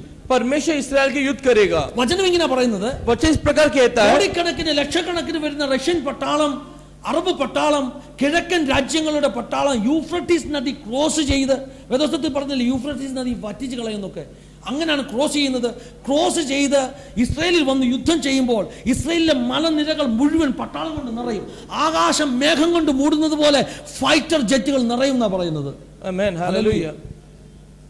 इसराइल का पूरा जगह में क्या ना, रशिया का, अरब देशों का सेना से बढ़ जाएगा. ഇസ്രായേൽ എന്ത് ചെയ്യുന്ന പറയുന്നത്? ദൈവത്തെ നോക്കി നിലവിളിക്കുന്ന. ഹല്ലേലൂയ. ആമേൻ. ആ സമയത്ത് ദൈവം അവരെ വിടുവിക്കും. और इसराइल क्या करेगा कि परमेश्वर को देख के पुकारेगा, रोएगा, ദൈവം അവർക്ക് उस समय വേണ്ടി उनके യുദ്ധം लिए ചെയ്യുന്നു. परमेश्वर उनके युद्ध करेगा. ആലിപ്പഴം പൊഴിഞ്ഞ് അല്ലെങ്കിൽ ഹെയിൽ സ്റ്റോൺ വീണ് हेलस्टोन यानी कि ऊपर से आग स्वर्ग से पत्थर गिर के ഈ സേന മുഴുവൻ നശിച്ചു പോകും. ये सेना पूरा नाश हो जाए, राख हो എന്താ जाए. സംഭവിക്കുന്നതെന്ന് അറിയത്തില്ല. क्या होने वाला പക്ഷേ ഈ पता नहीं യുദ്ധം അവസാനം ഇസ്രായേൽ ജയിക്കും. कि युद्ध अंत में इसराइल जीतेगा. ഈ യുദ്ധം കുറഞ്ഞ വർഷം 3.5 വർഷമെങ്കിലും എടുക്കുന്ന ഇത് കഴിയാൻ. ये जो युद्ध होने के लिए कम से कम 3.5 साल होगा. ആ യുദ്ധം കഴിഞ്ഞിട്ടാണ് ये युद्ध होने के बाद അടുത്ത സംഭവം നടക്കുന്നത്. ജെറുസലേം ദേവാലയം പണിയാൻ പോകുന്നത്. उसके बाद क्या यरूशलेम के मंदिर बनाया ഈ जाएगा. ദേവാലയം പണിയുന്ന സമയത്താണ് എതിർ ക്രിസ്തു വെളിപ്പെടുന്നത്. ये जब मंदिर बनाते समय बोलते ना कि यीशु विरोधी प्रकट होगा. എതിർ ക്രിസ്തു यीशु विरोधी ആ കാലഘട്ടത്തിൽ ഒരു പവർഫുൾ ദേശത്തിന്റെ നേതാവാണ്. कि उस समय के शक्तिशाली देश का नेता रहेगा. അവൻ ഇവരെ സഹായിക്കാൻ വേണ്ടി വരുന്നു. वो उसको मदद करने എതിർ आएगा. ക്രിസ്തുവിനെ കുറിച്ച് 1-2 കാര്യങ്ങൾ മനസ്സിലാക്കണം. यीशु विरोधी के बारे में 2-3 चीजें എതിർ समझना है. ക്രിസ്തു ഒരു യഹൂദൻ തന്നെ ആയിരിക്കും. ये जो यीशु विरोधी एक यहूदी रहेगा. പലരും പറയും പോപ്പ് എതിർ ക്രിസ്തു ആണെന്ന് പറയുന്നു. बहुत सारे लोग बोलते हैं അല്ല पॉप കേട്ടോ, रहेगा. അയാള് ലാറ്റിൻ അമേരിക്കക്കാരനാ. वो लैटिन अमेरिकन वाला है. ചിലർ പറഞ്ഞു സദാം ഹുസൈൻ എതിർ ക്രിസ്തു ആണ്. कुछ लोगों ने बोला सदाम हुसैन है. ഹിറ്റ്ലർ എതിർ ക്രിസ്തു അല്ല കേട്ടോ. हिटलर, ബരാക് ഒബാമ എതിർ ക്രിസ്തു ആണ്. അവരൊന്നും എതിർ ക്രിസ്തു അല്ല. बराक, कोई भी यीशु विरोधी नहीं है. എതിർ ക്രിസ്തുവിന്റെ ആത്മാവ് വ്യാപരിച്ചിട്ടുണ്ട്. उन सब में बोलते हैं यीशु विरोधी का आत्मा काम എതിർ किया. ക്രിസ്തുക്കൾ എന്നാ പറഞ്ഞത് അല്ലേ? मसीह विरोधियों, यीशु विरोधियों. അപ്പൊ യേശു വിരുദ്ധിയുടെ ആത്മാവ് അവരിലൊക്കെ വ്യാപരിച്ചിട്ടുണ്ട്. तो यीशु विरोधी का आत्मा उन പക്ഷെ सब में कार्य വെളിപ്പെടാൻ किया. പോകുന്ന എതിർ ക്രിസ്തു ഇവരാരുമല്ല. पर प्रकट होने वाला ये नहीं है. യഹൂദനായിരിക്കണം. या पहला वो यहूदी होना चाहिए. എന്തുകൊണ്ട് യഹൂദനായിരിക്കണം? क्यों यहूदी होना കാരണം चाहिए? യഹൂദനല്ലാത്ത ഒരു വ്യക്തിയെ क्योंकि यहूदी जो नहीं है वैसे യഹൂദന്മാർ व्यक्ति को അവരുടെ മസീഹയായിട്ട് സ്വീകരിക്കത്തില്ല. यहूदी उनका मसीहा बना के नहीं रखेंगे. ഈ യേശു വിരുദ്ധി ആദ്യം വരുന്നത് ये जो यीशु विरोधी पहला जो आएगा, ഇവര് പ്രതീക്ഷിക്കുന്ന മസീഹയുടെ രൂപത്തിലാണ്. ये जो सोचने वाला है मसीहा के रूप में, രക്ഷകന്റെ രൂപത്തിലാണ് വരുന്നത്. उद्धार के रूप में കൈ നീട്ടിയൊക്കെ സ്വീകരിക്കും. दोनों हाथों से स्वीकार करेगा. കൊടുക്കുന്ന ഓഫർ എന്താണെന്ന് അറിയാമോ? और ऑफर क्या देगा? ദേവാലയം പണിയാൻ ഓഫർ കൊടുക്കുന്നത്. बोल के मंदिर बनाएंगे. മൂന്നാമത്തെ ആലയം തേർഡ് ടെമ്പിൾ जो तीसरा मंदिर है അത് പണിയാനിരിക്കുന്നതേ ഉള്ളൂ. वो बनाने वाला ആ ആലയം സമഭൂമിയിലുള്ളപ്പം പണിയത്തില്ല. वो मंदिर जो कलीसिया जब पृथ्वी में रहेगा तो नहीं എന്തുകൊണ്ട് बनाएगा. പണിയത്തില്ല? क्यों नहीं बनाएगा? കാരണം ആ ആലയം പൊളിപ്പിച്ചത് കർത്താവാ. क्योंकि वो जो मंदिर ആണോ? थोड़ा കർത്താവ് परमेश्वर ने നേരിട്ട് പറഞ്ഞു, ഇത് കല്ലിന്മേൽ കല്ല് തൊടാതെ കൊണ്ട് പൊളിഞ്ഞു പോകുന്നു പറഞ്ഞു. परमेश्वर ने खुद बोला इसके पत्थर पे पत्थर नहीं रहेगा. അത് പൊളിപ്പിച്ചത് കർത്താവാണെങ്കിൽ अगर थोड़ा परमेश्वर ने പൊളിക്കാൻ तो കാരണം എന്താണെന്നറിയാമോ? तोड़ने का कारण क्या? കർത്താവിനെ ഉപേക്ഷിച്ചു. वो परमेश्वर को छोड़ दिया. യേശു തന്റെ ശരീരമാകുന്ന സഭയെ പണിതോണ്ടിരിക്കുക. यीशु अपने शरीर कलीसिया को बना रहा है. അപ്പൊ പിന്നെ വേറൊരു സഭയുടെ ആവശ്യം അവിടെ ഉണ്ടോ? तो दूसरा कलीसिया की जरूरत है क्या? അതുകൊണ്ട് പൊളിപ്പിച്ചതാ. इसके लिए तोड़ा. അങ്ങനെയാണെങ്കിൽ സഭ ഭൂമിയിൽ നിന്ന് മാറ്റപ്പെട്ട ശേഷമേ മൂന്നാം മന്ദിരം പണിയപ്പെടുകയുള്ളൂ. ऐसे है तो कलीसिया पृथ्वी से हटाने के बाद ही तीसरा मंदिर बनाया जाएगा. ഈ മൂന്നാം മന്ദിരം പണിയുന്നതിന്റെ സഹായത്തിനാണ് യേശു വിരുദ്ധി അല്ലെങ്കിൽ എതിർ ക്രിസ്തു വരുന്നത്. तो ये तीसरा मंदिर बनाने की मदद करने के लिए यीशु विरोधी आएगा. പണി കഴിഞ്ഞിട്ട് ഇവൻ എന്ത് ചെയ്യുന്നറിയാമോ? पर मंदिर का काम होने के बाद ये क्या ഇവൻ करेगा? പള്ളിക്കകത്ത് തന്റെ സ്വന്തം പ്രതിമ വെക്കും. वो मंदिर के अंदर अपना खुद का मूर्ति लगाएगा. അവിടെയാണ് യഹൂദന്മാർ പണങ്ങുന്നത്. वहाँ यहूदी बिगड़ അതവര് जाते हैं. സമ്മതിക്കത്തില്ല. वो लोग नहीं കാരണം मानेंगे. യഹൂദന്മാർ മൂർത്തി പൂജയ്ക്ക് എതിരാണ്. क्यों वो लोग क्या मूर्ति पूजा के विरुद्ध में. അതോടുകൂടെ പ്രശ്നമാകും. वहाँ समस्या അതോടുകൂടെ യഹൂദന്മാർക്കെതിരാകും എതിർ ക്രിസ്തു. तो यहूदियों के അങ്ങനെയാണ് विरुद्ध മഹാപീഡ ആരംഭിക്കുന്നത്. वैसा महापीड़ा शुरू 3.5 होगा. വർഷത്തെ വലിയ പീഡ. 3.5 साल का बहुत बड़ा 7 पीड़ा. വർഷത്തിൽ ആദ്യത്തെ 3.5 വർഷം സമാധാനമായി എതിർ ക്രിസ്തു പ്രസംഗിക്കുന്നത്. कि पहले का 3.5 साल जो है यीशु विरोधी शांति के बारे में प्रचार करते हैं. ഭയങ്കര പീഡയാ. उसके बाद 3.5 साल बहुत पीड़ा रहेगा. ഹല്ലേലൂയ. അപ്പൊ കാര്യങ്ങൾ മനസ്സിലായോ? तो സഭ മാറ്റപ്പെടുന്നു. कलीसिया हटाया गया. ഗോഗ് മാഗോഗ് യുദ്ധം ഉണ്ടാകുന്നു. गोग और माग का युद्ध हुआ. ജെറുസലേം ദേവാലയം പണിയുന്നു. जेरूशलेम मंदिर बनाया गया. അതിനകത്ത് എതിർ ക്രിസ്തു അവന്റെ മൂർത്തി വെക്കുന്നു. वहाँ क्या यीशु विरोधी अपना मूर्ति लगाता है. യഹൂദന്മാർ എതിരാകുന്നു. यहूदी लोग अलग हो जाते हैं. 3.5 വർഷം മഹാപീഡ നടക്കുന്നു. 3.5 साल वहाँ पीड़ा होता है. ഇതിന് ശേഷം उसके बाद കർത്താവ് ഭൂമിയിലേക്ക് ഇറങ്ങി വരും. परमेश्वर पृथ्वी में उतर आता है. വരവിന് പറയുന്ന പേരാ രണ്ടാം വരവ്. उसको कहते हैं दूसरा യേശുവിന്റെ आना. രണ്ടാം വരവിന് ഒത്തിരി തെളിവുണ്ട്. दूसरा वापस आने में बहुत യേശുവിന്റെ ദുബാര ആഗമൻ के लिए काफी निशानाएं. आमीन हालेलुया. യേശുവിന്റെ രണ്ടാം വരവിന് ഒത്തിരി തെളിവുണ്ട്. उसका दूसरा आगमन का बहुत निशानी യേശുവിന്റെ है രണ്ടാം വരവിന്റെ പ്രത്യക്ഷമായ തെളിവായി എതിർ ക്രിസ്തു ഭൂമി ഭരിക്കുന്നു എന്നുള്ളത് തന്നെ. कि पहला सबूत है कि यीशु विरोधी അതിന് 7 വർഷമേ കാണത്തുള്ളൂ. उसमें केवल 7 साल അതിന്റെ होगा. അവസാന കർത്താവ് ഇറങ്ങി വരും. उसके अंत में परमेश्वर उतर आएगा. ഹല്ലേലൂയ. हालेलुया. അപ്പൊ മനസ്സിലായല്ലോ മഹത്വ പ്രത്യക്ഷതയും റാപ്ചറും തമ്മിലുള്ള വ്യത്യാസം എന്താണ്? तो समझ में आ गया कि महिमा में प्रकट होना और रैप्चर का फर्क क्या है. നേരത്തെ നടന്നു കഴിഞ്ഞു. रैप्चर पहले हो चुका. സഭയെ ഭൂമിയിൽ നിന്ന് കൊണ്ടുപോയി കഴിഞ്ഞു. कलीसिया को पृथ्वी से ले गया യേശു ഭൂമി കാല് വെച്ചില്ലെന്നില്ല മധ്യാകാശത്താ വന്നത്. यीशु पृथ्वी पे पैर नहीं रखा, बादलों പക്ഷേ में ഈ आया। രണ്ടാം വരവിന് ये जो दूसरा आगमन യേശു में എന്ത് ചെയ്യുന്ന? यीशु क्या करेगा? യേശു ഒലിവ് മലയിൽ കാല് വെക്കുന്ന. ओलिव पहाड़ पे पैर അപ്പൊ रखेगा। ആ കാലുവെപ്പിനെ കുറിച്ച് പറഞ്ഞ ദൂതുകളാണ്, വെളിപ്പാടുകളാണ്, പ്രവചനങ്ങളാണ് വേദോസ്തത്തിൽ കൂടുതലുമുള്ളത്. उसके बारे में बहुत सारे चिन्ह के बारे में वचन में लिखा है। ഞാൻ പോയതുപോലെ തന്നെ തിരിച്ചു വരും നിങ്ങൾ കാണും എന്നൊക്കെ പറയുന്നത് യേശുവിന്റെ സെക്കൻഡ് കമ്മിങ് അല്ലെങ്കിൽ മഹത്വ പ്രത്യക്ഷതയെ मैं जैसा गया वैसे കുറിച്ചല്ല. वापस आएगा, तुम देखिएगा। ये जो है दूसरा आगमन के बारे में है ഒലിവ് മലയിൽ യേശു ഇറങ്ങി വരുന്നതിനെ കുറിച്ചാണ്. कि ओलिव पहाड़ पे जो उतर आएगा, അവന്റെ കാൽ ഒലിവ് മലയെ തൊടുമ്പോൾ ഒലിവ് മല രണ്ടായിട്ട് പിളർന്നു പോകുന്നു. वो जैसे पैर रखेगा पहाड़ के ऊपर, पहाड़ दो भाग में टूट। അപ്പൊ ഒലിവ് മലയിൽ യേശു പ്രത്യക്ഷപ്പെട്ടിട്ട് ओलिव पहाड़ पे यीशु प्रकट होके അന്തിക്രിസ്തുവിനെ കൂട്ടിനെ തടവിലിടുവാൻ യേശു कि यीशु विरोधी और उनके साथियों को സാത്താനെ അഗാധ കൂപത്തിൽ ഇടുവാൻ ഇടയായി. सातान को क्या बंदी गृह में डाल देते हैं। അതിനുശേഷം उसके बाद 1000 ആണ്ട് ഭൂമിയിൽ ഭരിക്കും. 100,000 साल पृथ्वी में राज करेगा। 1000 ആണ്ട് ഭരിച്ച ശേഷം 1000 साल राज करने के बाद സാത്താനെ അഴിച്ചുവിടും. सातान को खोल के छोड़ेगा സാത്താൻ തിരിച്ചു വന്ന് മുഴുവൻ ജനത്തെ ദൈവത്തിനെ യേശുവിനെതിരാക്കും. कि सातान लौट के आके सारे लोगों को यीशु के विरुद्ध करेगा। കർത്താവ് എന്ത് ചെയ്യും? परमेश्वर क्या करेगा? സാത്താനെയും സൈന്യത്തെ നശിപ്പിച്ച് सातान उसके सेना को नाश करके ഭൂമിയെ അഗ്നി കൊണ്ട് ശുദ്ധി വരുത്തി उसको हमेशा के लिए बंद करके പുതിയ ആകാശവും പുതിയ ഭൂമി कि സ്ഥാപിച്ചു. दुनिया को पूरी तरह से शुद्ध करके, अग्नि से ജെറുസലേം शुद्ध എന്ന करके പട്ടണം ഇറങ്ങി വന്ന് जेरूशलेम शहर उतर आके പിന്നെ അനന്തകാലം മുഴുവൻ നാം അവനോട് കൂടി ഈ ഭൂമിയിൽ താമസിക്കാനിടയായി. उसके बाद सालावी साल हम उसके साथ राज ഇതാണ് करेंगे। നടക്കാനുള്ള സംഭവങ്ങളുടെ ഓർഡർ. ये है होने वाले बातों का അതുകൊണ്ട് ऑर्डर। അടുത്തതായി സംഭവിക്കാൻ പോകുന്ന റാപ്ചറിന് ഒരു തെളിവുമില്ല. इसके लिए റാപ്ചർ रैप्चर का कोई भी चिन्ह യേശുവിന്റെ नहीं है। രഹസ്യ വരവിന് ഒരു തെളിവുമില്ല. उसका गुप्त आने का कोई भी नहीं യേശുവിന്റെ है। രഹസ്യ വരവിന് തെളിവ് അന്വേഷിച്ച് നമ്മൾ മെനക്കെടരുത്. इसके लिए उसका गुप्त आने का बोलते ना कि चिन्ह ढूंढ के हम नहीं भटकना അത് है। വിലക്കപ്പെട്ടതാണ്. അത് വിലക്കപ്പെട്ടത് ചെയ്യാൻ പാടില്ല.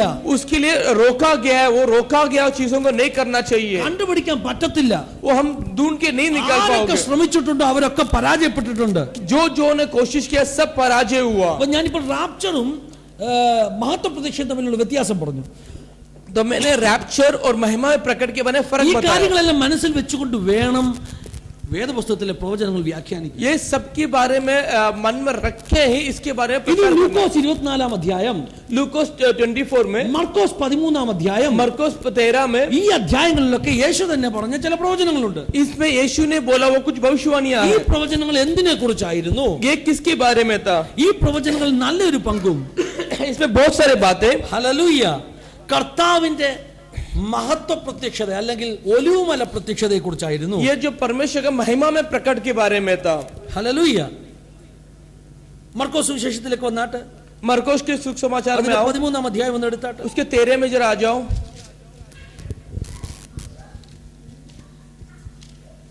മർക്കോസ് 13 मरकोस 13 അതിന്റെ ആദ്യത്തെ വാക്യങ്ങളിൽ പറയുന്നു, उसके पहले वाक्यों में कहता है, രണ്ടാം വാക്യത്തിൽ പറയുന്നു दूसरा वाक्य में कहते हैं, ഇടിയാതെ കല്ലിന്മേൽ കല്ല് ഇവിടെ ശേഷിക്കത്തില്ലെന്ന്. बोले यहाँ पत्थर पे पत्थर नहीं रहेगा। കുറച്ച് കഴിഞ്ഞപ്പോൾ യേശുവിനോട് ശിഷ്യന്മാർ ചോദിച്ചു ഇത് എപ്പോൾ സംഭവിക്കുന്നു. उसके बाद यीशु को चेलों ने पूछा कब होगा। അപ്പൊ യേശു പറഞ്ഞ മറുപടി यीशु ने क्या कहा? താഴെയുള്ള വാക്യങ്ങളിൽ എഴുതിയിരിക്കുകയാണ്. उसके नीचे लिखा അപ്പൊ है। ഇവിടെ ഈ ചോദ്യം എന്താ? यहाँ सवाल क्या है? ഞാൻ മുമ്പ് പറഞ്ഞു ചോദ്യം അറിയാതെ ഉത്തരം പറയല്ലേ. मैं पहले बोला बिना ചോദ്യം सवाल जाने ജെറുസലേം ദേവാലയം എന്ന് തകരുമെന്ന. कि जेरूशलेम मंदिर कभी नाश होगा। അതിന്റെ ഉത്തരമാണ് യേശു പറഞ്ഞത്. उसका उत्तर यीशु ने कहा, താഴെയുള്ള വാക്യങ്ങൾ. नीचे के वाक्य, ഹല്ലേലൂയ. ഹല്ലേലൂയ. യുദ്ധങ്ങളെ കുറിച്ച് കേൾക്കും, तुम युद्धों के बारे में सुनेगा, യുദ്ധസ്തുതികളെ കുറിച്ച് കേൾക്കും, युद्धों की स्तुति के बारे में सुनेगा, ശൂന്യമാക്കുന്ന മ്ലേച്ഛത നിൽക്കരുതാത്തടത്ത് നിൽക്കും, अपवित्र चीजें पवित्र स्थान में रहेगा। ഇതെല്ലാം ഈറ്റുനോവിന്റെ ആരംഭമാണ് യേശു പറഞ്ഞത്. ये इन सब का आरंभ होगा, അവസാനം നല്ല പറഞ്ഞത്. अंत नहीं। അപ്പൊ ഇതൊക്കെ എവിടെ എപ്പോ സംഭവിച്ചെന്നറിയാമോ? ये सब कभी हुआ? യേശു കർത്താവ് പറഞ്ഞു നിങ്ങൾ ഇത് സംഭവിക്കുമ്പോൾ ഇത് എന്താ പറഞ്ഞ വിന്റർ സീസൺ അല്ലെങ്കിൽ തണുപ്പ് കാലത്ത് നടക്കാതിരിക്കാൻ പ്രാർത്ഥിക്കാൻ പറഞ്ഞു. വിന്റർ സീസൺ തണുപ്പ് കാലം.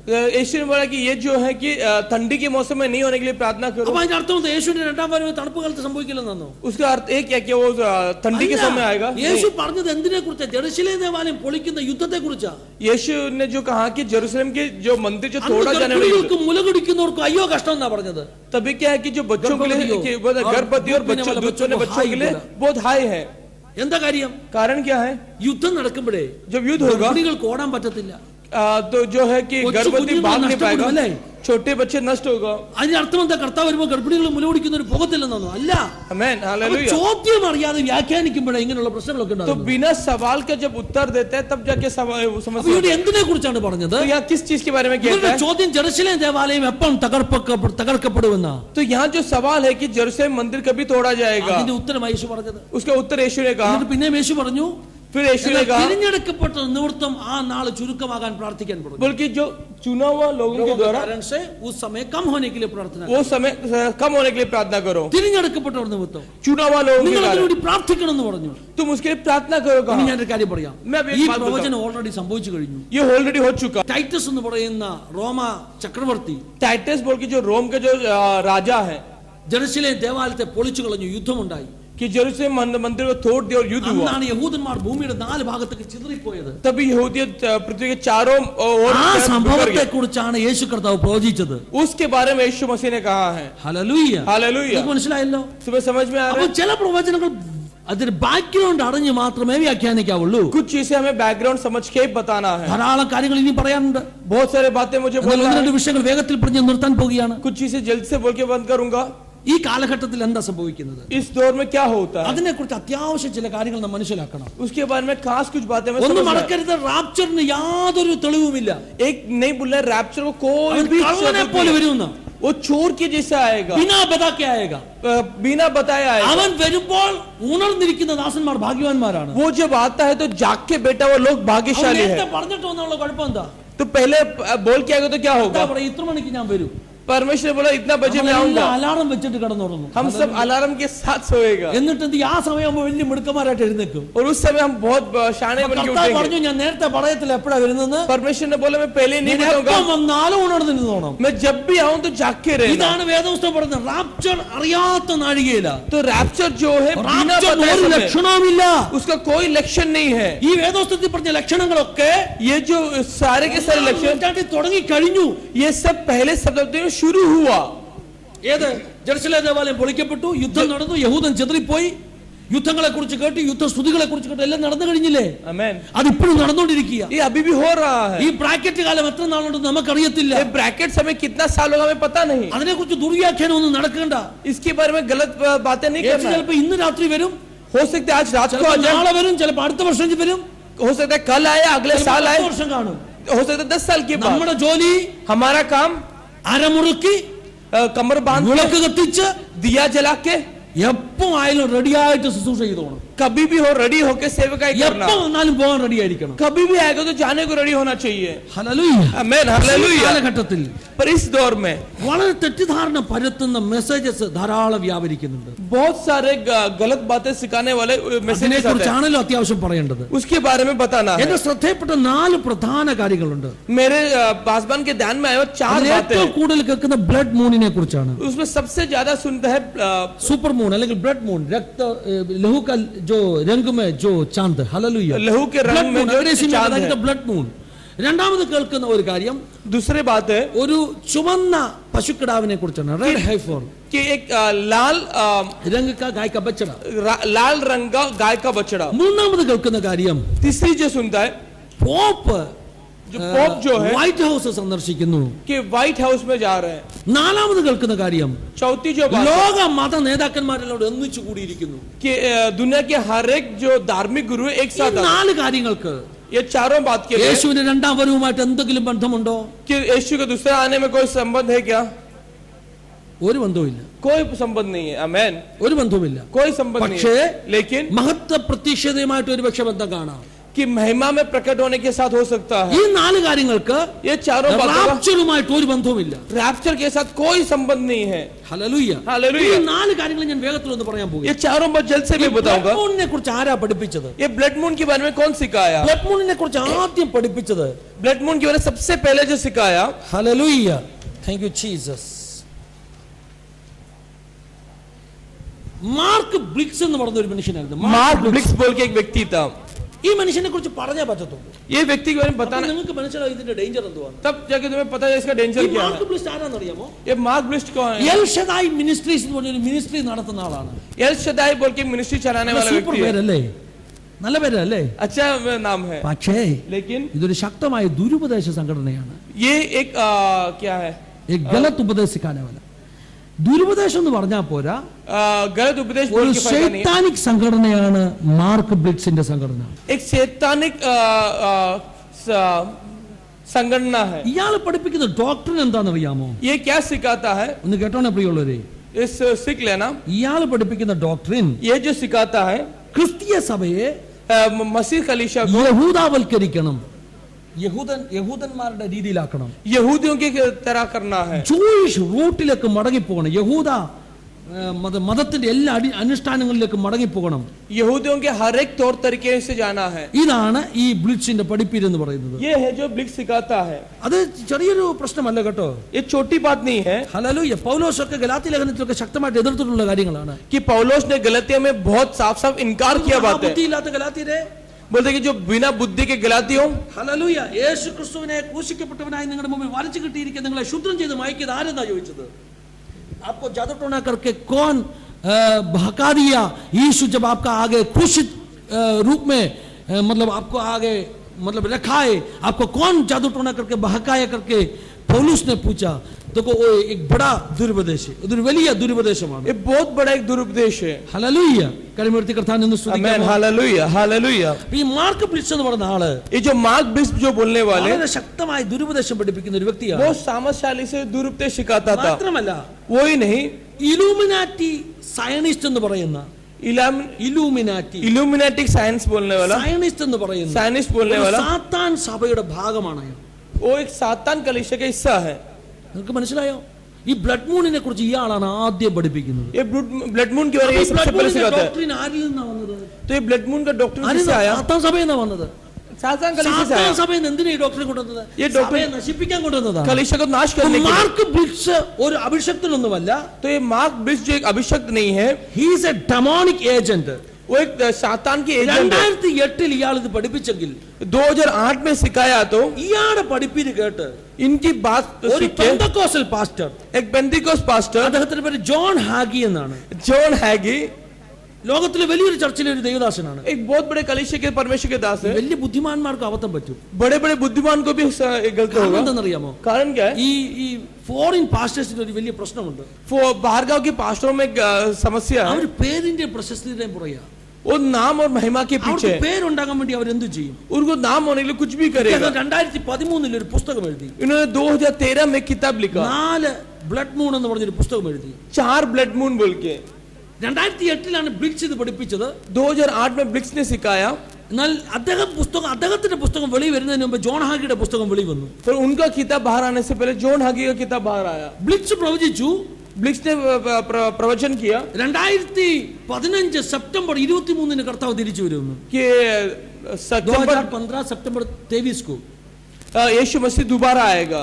ജോൺ ഹാഗി കുറച്ചുകൂടെ ഒന്ന് മാറ്റി പറഞ്ഞു. जॉन हैगी हटा के कहा, 2015 സെപ്റ്റംബർ 28 കഴിഞ്ഞ അടുത്ത 3 ദിവസത്തിനകം എന്തെങ്കിലും സംഭവിക്കുന്നു പറഞ്ഞു. उसने बोला कि सितंबर 2015-28 के बाद कुछ 3 दिन में कुछ ना कुछ होगा. കഴിഞ്ഞ ദിവസം പത്രക്കാർ പുള്ളിയോട് പോയി ചോദിച്ചെന്നാ പറയുന്നത്. कि पिछले दिन अखबार वालों ने उनसे बात किया. പുള്ളി പറഞ്ഞു ഞാൻ അങ്ങനെ ഒന്നും ഉദ്ദേശിച്ചുകൊണ്ട് പറഞ്ഞതല്ലെന്ന്. मैंने वैसे सोच के नहीं कहा. പിന്നെ എന്തുകൊണ്ടാണ് പറഞ്ഞെന്നറിയാമോ? പുള്ളിയുടെ പുസ്തകം ലക്ഷക്കണക്കിന് കോപ്പി വിറ്റഴിച്ച് പുള്ളി ധനികനായി മാറി. അതിൽ കൂടുതൽ ഇവർക്ക് വേറൊരു കാര്യമില്ല. ഇവർക്ക് പൈസയാ വേണ്ടത്. आमीन हालेलुया. 2011 ഒരു മനുഷ്യൻ 2011 में एक बात, ഒക്ടോബർ മാസത്തിൽ ഒരു ഡേറ്റ് വന്നായിരുന്നു. अक्टूबर में एक डेट दिया. ഫാമിലി റേഡിയോ എന്ന് പറഞ്ഞൊരു ഒരു പ്രോഗ്രാം നടത്തുന്ന മനുഷ്യനായിരുന്നു. फैमिली रेडियो बोल के एक प्रोग्राम चलाने वाला व्यक्ति था. 2011 ഒക്ടോബർ മാസത്തിൽ ഭൂമി അവസാനിക്കുന്നു. നമ്മൾ ബായിന്ദ്ര സ്റ്റേഷന്റെ വെളി വരെ ബാനർ കിട്ടി. ഹല്ലേലൂയ. ഹറോൾഡ് ക്യാമ്പിംഗ് എന്ന് പറഞ്ഞ മനുഷ്യനായിരുന്നു. Harold camping. हरोल्ड कैम्पिंग बोल के एक व्यक्ति था. 2011 യേശു വരുന്ന പറഞ്ഞത്. 2011 में यीशु आएगा कहा. ഒന്നും സംഭവിച്ച 2013 ഇങ്ങാർക്ക് ഹാർട്ട് അറ്റാക്ക് വന്നു. ഹല്ലേലൂയ. 2013 में उनको हार्ट अटैक आया. എന്താ സംഭവിച്ചെന്നറിയാമോ? क्या हुआ? അയാൾ വലിയ ധനികനായി, കോടീശ്വരനായി മാറി. वो बहुत बड़ा करोड़पति बन गया. ഇതിനുവേണ്ടി ഇവർ ഇതൊക്കെ ചെയ്യുന്നത്. इसके लिए वो ये सब करते हैं. പൈസയ്ക്ക് വേണ്ടി എന്തും ചെയ്യാൻ മടിക്കാത്ത കുറെ ആളുകൾ എല്ലാ കാലഘട്ടത്തിലുമുണ്ട്. पैसे के लिए कुछ भी करने के लिए तैयार യൂദ യേശുവിനെ വിട്ടത് പൈസയ്ക്ക് വേണ്ടിയല്ലേ? यूदा ने यीशु क्यों त्यागा? पैसे के लिए. മാർക്ക് ബ്ലിറ്റ്സ് എന്ന് പറഞ്ഞ സാത്താൻ ആരാധനക്കാരൻ, जो मार्क्स ब्लिक्स बोल के जो सातान को आराधना करने वाला, എന്റെ അദ്ദേഹത്തിന്റെ ഒരു ഫോട്ടോ ഉണ്ട്, നിങ്ങളത് കാണിക്കാൻ വേണ്ടിയായിരുന്നു. ഹലോ, എവിടെയോ ആ ഫോട്ടോ ഞാൻ സേവ് ചെയ്ത് വെച്ചിട്ടുണ്ട്. मार्क ब्लिक्स എന്ന് പറഞ്ഞ സാത്താൻ ആരാധനക്കാരൻ, അയാൾ ഉണ്ടാക്കിയ ഒരു തെറ്റായ ഉപദേശമാണ് 4 ബ്ലഡ് മൂൺ എന്നുള്ള ഉപദേശം. तो उसने जो बनाया वो गलत उपदेश है. ये അയാൾക്ക് സാത്താൻ സഭകളുമായിട്ട് ഡയറക്റ്റ് ബന്ധമുണ്ട്. उनको सातानी कलीसिया से डायरेक्ट बंधन है. ഹല്ലേലൂയ. ഹല്ലേലൂയ. മക്കളെ, ഈ 4 ബ്ലഡ് മൂൺ എന്നുള്ളത് പുതിയ സംഭവമൊന്നുമല്ല. ये 4 ब्लड मून जो है एक नया संदेश नहीं है. ഹല്ലേലൂയ. അയാൾ കാണിച്ചിരിക്കുന്ന കൈകൊണ്ട് കാണിച്ചിരിക്കുന്ന ആക്ഷൻ കണ്ടോ? उसने हाथ से दिया वो एक्शन देखा. 4 വിരലിൽ 2 വിരൽ അകത്തി പിടിച്ചിരിക്കുന്നുണ്ടോ? കൈകൊണ്ട് കാണിച്ചു. 4 उंगली में से 2 उंगली अलग पकड़ा है. ഇത് സൈത്താനിക് സിംബൽ ആണ് കാണിച്ചിരിക്കുന്നത്. ये शैतान का सिंबल से കാണുന്ന बताया. സൈത്താനിക് പിരമിഡാണ് കാണുന്നത്. 2 വിരലുകൾ അകത്തി പിടിച്ചിരിക്കുന്നത് ശരിക്കും സാത്താനിക് സിംബൽ ആണത്. ये जो है सातान के निशानी है. ഈ മനുഷ്യൻ ഒരു സാത്താൻ സഭയുടെ ഭാഗമാണ്. ये जो व्यक्ति है सातानी എന്നിട്ട് कलीसिया നമ്മുടെ का हिस्सा है. ഉപദേശിമാരെല്ലാം കൂടി ഇത് പ്രസംഗിച്ചുകൊണ്ട് നടക്കുക. आज हमारे पास्टर सब ये അതുകൊണ്ടാണ് प्रचार कर വേദോസ്തവം रहे പറയുന്നത് हैं. इसके लिए वचन कहते हैं എല്ലാത്തെയും ശോധന ചെയ്യണം. हर एक चीज ചുമ്മാ में जांच എന്തെങ്കിലും करना കേട്ടെന്ന് है. പറഞ്ഞ് പ്രസംഗിക്കാൻ തുടങ്ങല്ലേ. इसके लिए कुछ भी सुन के प्रचार नहीं കഴിഞ്ഞ करना है. 2000 വർഷം കൊണ്ട് पिछले 2000 साल ഇത് में 8ാമത്തെ പ്രാവശ്യമാണ് 4 ടെട്രാഡ്സ് അല്ലെങ്കിൽ 4 ബ്ലഡ് മൂൺസ് ഒന്നിച്ചു വരുന്നത്. ടെട്രാഡ് എന്ന് പറയും 4 ചന്ദ്രന്മാർ ഉള്ള എക്ലിപ്സ് ഉണ്ടാകുന്നത്. ഇത് 8ാമത്തെ പ്രാവശ്യമാണ്. ये 8वीं बार है कि 4 बोलते हैं ना कि चंद्रमा एक साथ आता है. ഇതൊരു പുതിയ സംഭവമൊന്നുമല്ല. ये कोई नई बात അപ്പോൾ नहीं है. നിങ്ങൾ ചോദിക്കുക യഹൂദന്മാരുടെ ഉത്സവം അതേ ദിവസം വരുന്നല്ലോ, तो तुम बोलोगे यहूदियों का त्योहार भी उसी दिन आता है. അതെന്തുകൊണ്ടാണ് വരുന്നതെന്ന് वो അറിയാമോ? क्यों आता है? ഞാൻ മുമ്പേ തന്നെ പറഞ്ഞു, യഹൂദന്മാർ ചന്ദ്രന്റെ കലണ്ടറായി ഇസ്തമാൽ ചെയ്യുന്നത്. कि यहूदी जो है चांद से कैलेंडर बनाते हैं. അപ്പൊ ആ കലണ്ടർ വെച്ച് നോക്കുമ്പോ जब वो कैलेंडर के साथ അവരുടെ देखते हैं ഉത്സവങ്ങളൊക്കെ നടക്കുന്നത് ഫുൾ മൂണിന്റെ ദിവസം, പൂർണ്ണചന്ദ്രന്റെ ദിവസം, അമാവാസി, तो उनका जो त्योहार होता है പൗർണമിവാസി. पूर्णमासी में होता है. അതുകൊണ്ടാണ് ഓട്ടോമാറ്റിക് ഡേറ്റ് തമ്മിൽ ക്ലാഷ് ആയത്. इसके लिए ऑटोमेटिकली वो डेट साथ में आता है. ചന്ദ്രഗ്രഹണം चंद्र का जो ग्रहण है ഫുൾ മൂണിൽ മാത്രമേ നടക്കത്തുള്ളൂ. कि फुल मून में ही Simple होगा. അല്ലേ? ഇതിനകത്തൊന്നും ഒരു അത്ഭുതവുമില്ല. इसमें कोई चमत्कार नहीं है. ചന്ദ്രഗ്രഹണം ഉണ്ടായി, चंद्र ग्रहण हो गया, യഹൂദന്മാർ ആ ഡേറ്റ് തന്നെ നോക്കി അവർ ഉത്സവം വെച്ചു. और दिन में उन्होंने अपना त्योहार रखा. ഇതിനകത്തൊന്നും ഒരു അത്ഭുതവുമില്ല. इसमें कोई चमत्कार नहीं है. ഹല്ലേലൂയ. ഇനി ഞാനൊരു കാര്യം പറഞ്ഞു, യഹൂദനുമായിട്ട് സഭ ദൈവത്തിന് ഒരു ബന്ധവും ഇന്നില്ലെന്ന്. यहूदी के साथ परमेश्वर कोई बंधन नहीं है आज. അങ്ങനെയാണെങ്കിൽ अगर ऐसे है तो ഈ ചന്ദ്രഗ്രഹണത്തിലും സൂര്യഗ്രഹണത്തിലും ഒന്നും ദൈവത്തിന്റെ ഒരു ഇടപെടലുമില്ല. ये जो चंद्र ग्रहण है, ये जो सूर्य ग्रहण है, इसमें कोई भी परमेश्वर का कुछ नहीं है. പുസ്തകത്തിൽ യോവേലിലും ഒക്കെ പറഞ്ഞില്ലേ ചന്ദ്രൻ രക്തമായി മാറുമെന്ന്. ചന്ദ്രൻ രക്തമായി മാറും. बोलते वचन में कहते हैं कि चांद जो है लहू बन जाएगा. സൂര്യൻ ഇരുണ്ടു പോകുന്നു പറയുന്നില്ലേ. बोलते कि सूरज जो है कि रात हो जाएगा. ദൈവമക്കളെ, परमेश्वर बच्चों, അതൊന്നും ചന്ദ്രഗ്രഹണവും സൂര്യഗ്രഹണവും അല്ല. वो चंद्र ग्रहण या सूर्य ग्रहण അത് नहीं, ദൈവത്തിന്റെ ന്യായവിധിയാണ്. वो परमेश्वर का न्याय है. ഇനി ഞാനൊരു ഉദാഹരണം പറയാം. अब एक उदाहरण कहता है. യേശു കർത്താവ് यीशु मसीह ക്രൂശിക്കപ്പെട്ടപ്പോൾ जब सूर्य पे चढ़ा 3 മണിക്കൂറോളം മുഴുവൻ ഭൂമി ഇരുട്ടിപ്പോയി അല്ലേ. कि 3 घंटा पूरा पृथ्वी अंधकार में रह गया. സൂര്യഗ്രഹണം സംഭവിച്ചതാണോ? क्या सूर्य ग्रहण हुआ था? ആ സൂര്യഗ്രഹണത്തിന്റെ ഡേറ്റ് അല്ല അത് കേട്ടോ. वो कोई सूर्य ग्रहण का डेट नहीं है. പിന്നെന്താ സംഭവിച്ചത്? फिर क्या हुआ? അത് സംഭവിച്ചത് വളരെ സിമ്പിൾ ആണ്. वो साफ साफ हुआ. ദൈവം സൂര്യനെ ഇരുട്ടാക്കി. परमेश्वर ने सूरज को अंधकार അപ്പൊ किया. അത് എക്ലിപ്സ് ഒന്നും അല്ല കേട്ടോ. वो कोई इक्लिप्स नहीं है. യോവേലിലും വെളിപ്പാടിലും പറഞ്ഞ എക്ലിപ്സ് അല്ല. तो योएल जो कहते हैं वो कोई इक्लिप्स नहीं है. ദൈവത്തിന്റെ അത്ഭുതങ്ങളൊന്നും परमेश्वर का जो चमत्कार है, ദൈവത്തിന്റെ ന്യായവിധി ഒന്നും परमेश्वर का न्याय जो है സയൻസ് കൊണ്ടുണ്ടാകുന്ന സംഭവമല്ല. साइंस से बनने वाली बातें नहीं है. എക്ലിപ്സ് എല്ലാം സയൻസ് കൊണ്ടുണ്ടാകുന്നതാണ്. इक्लिप्स जो है साइंस से बनता അത് है. ദൈവം ഭൂമിയുടെ മേൽ അയക്കുന്ന ന്യായവിധിയാണ്. वो जो है परमेश्वर पृथ्वी में बेचने वाला न्याय है. അപ്പൊ ഈ പറയുന്ന കാര്യങ്ങളൊന്നും അല്ല വേദോസത്തിൽ പറയുന്നത്. तो ये जो होने वाली बातें नहीं जो वचन പിന്നെ में होता है. ദുർവ്യാഖ്യാനം നടത്താവുന്നവർക്ക് ഇതൊക്കെ ഇങ്ങനെ പഠിപ്പിക്കാവുന്ന മാത്രം. पर गलत सिखाने वाले ये सब ये सिखाते हैं. ദൈവമക്കളെ, റാപ്ചറിന് ഒരു അടയാളവുമില്ല. रैप्चर को कोई भी चिन्ह നിശാന नहीं है, कोई भी निशाना नहीं है. आमेन, हालेलुया. അപ്പൊ മനസ്സിലല്ലോ ബ്ലഡ് മൂണിനെ കുറിച്ചുള്ള കഥ. ആമേൻ. ഇതാണ് സംഭവിച്ചത്. ये होने वाला है. രണ്ടാമത്, दूसरी बात, ഇനിയിപ്പോ ഒത്തിരി കാര്യങ്ങൾ ആളുകൾ പറയും. അങ്ങനെയാണെങ്കിൽ 1967 ബ്ലഡ് മൂൺ ഉണ്ടായില്ലേ, അന്ന് ഇസ്രായേല് എന്താ പറഞ്ഞ 6 ദിവസം യുദ്ധം ചെയ്തില്ലേ. പിന്നെ ആരുടെ പറഞ്ഞു 48 ബ്ലഡ് മൂൺ ഉണ്ടായില്ലേ, അതിന്റെ അടുത്ത വർഷമല്ലേ പിന്നെ എന്താ പറയുക ഇസ്രായേലിന് രാഷ്ട്രം കിട്ടിയത്. അങ്ങനെ നോക്കുവാണെങ്കിൽ ലോകത്തിലെ എല്ലാ പ്രാവശ്യവും എന്തെങ്കിലുമൊക്കെ നടക്കുമ്പോൾ എന്തെങ്കിലുമൊക്കെ സംഭവം മുമ്പിൽ ഉണ്ടാകുന്നുണ്ട്. അതിനൊന്നും ഒരു ബന്ധമില്ല. ഇനിയൊരു കാര്യം കേൾക്കണോ, 49 ഇസ്രായേലിലെ രാഷ്ട്രം സ്ഥാപിക്കപ്പെട്ടതിന് ശേഷമാണ് ടെട്രാഡ് ഉണ്ടായത്. അതിന് മുമ്പല്ല. അതിന് മുമ്പാണെങ്കിൽ അടയാളമാണ്, അതിന് ശേഷമാണെങ്കിൽ അടയാളമാണോ? സംഭവം നടന്ന ശേഷം ഇതുണ്ടായത്. अगर देखा जाए तो 19 1949 में इसराइल जो राष्ट्र बनने के बाद रेड मून हुआ तो उससे पहले नहीं। 67 സിക്സ് ഡേ വാർ ഉണ്ടായത്, 6 ദിവസം യുദ്ധം. 66 में 6 दिन का युद्ध हुआ।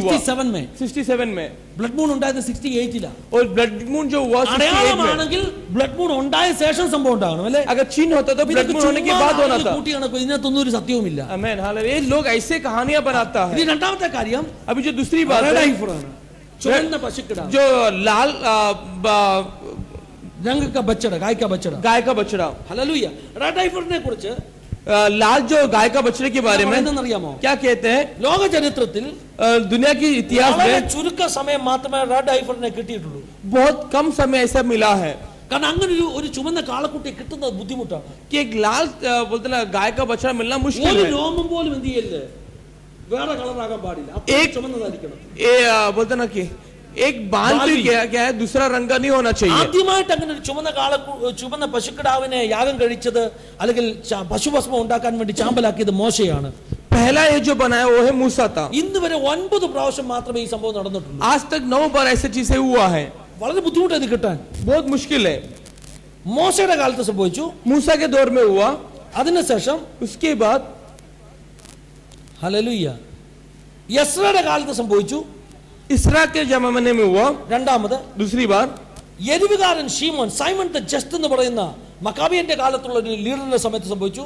साइमन जो जस्ट बोल के एक व्यक्ति के समय में हुआ, യോഹന്നാൻ എന്ന് പറയുന്ന ഒരു മഹാപുരോഹിതന്റെ കാലത്ത് 2 പ്രാവശ്യം കിട്ടി.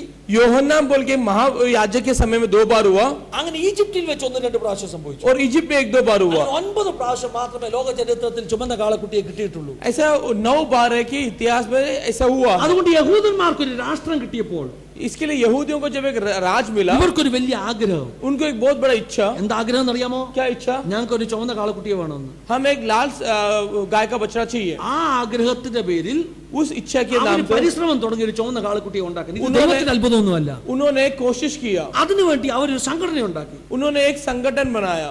ദേവാലയം പുതുക്കി പണിയാൻ അവരുണ്ടാക്കിയ സംഘടനയാണ് ടെമ്പിൾ ഇൻസ്റ്റിറ്റ്യൂട്ട്. അതാണ് ടെമ്പിൾ ഇൻസ്റ്റിറ്റ്യൂട്ട്. मंदिर को फिर से बनाने उन्होंने संगठन बनाया, टेम्पल इंस्टीट्यूट। ഇന്നും നിങ്ങൾക്ക് അതിന്റെ വെബ്സൈറ്റ് കാണാം. आज भी तुम उसका वेबसाइट देख सकते हैं।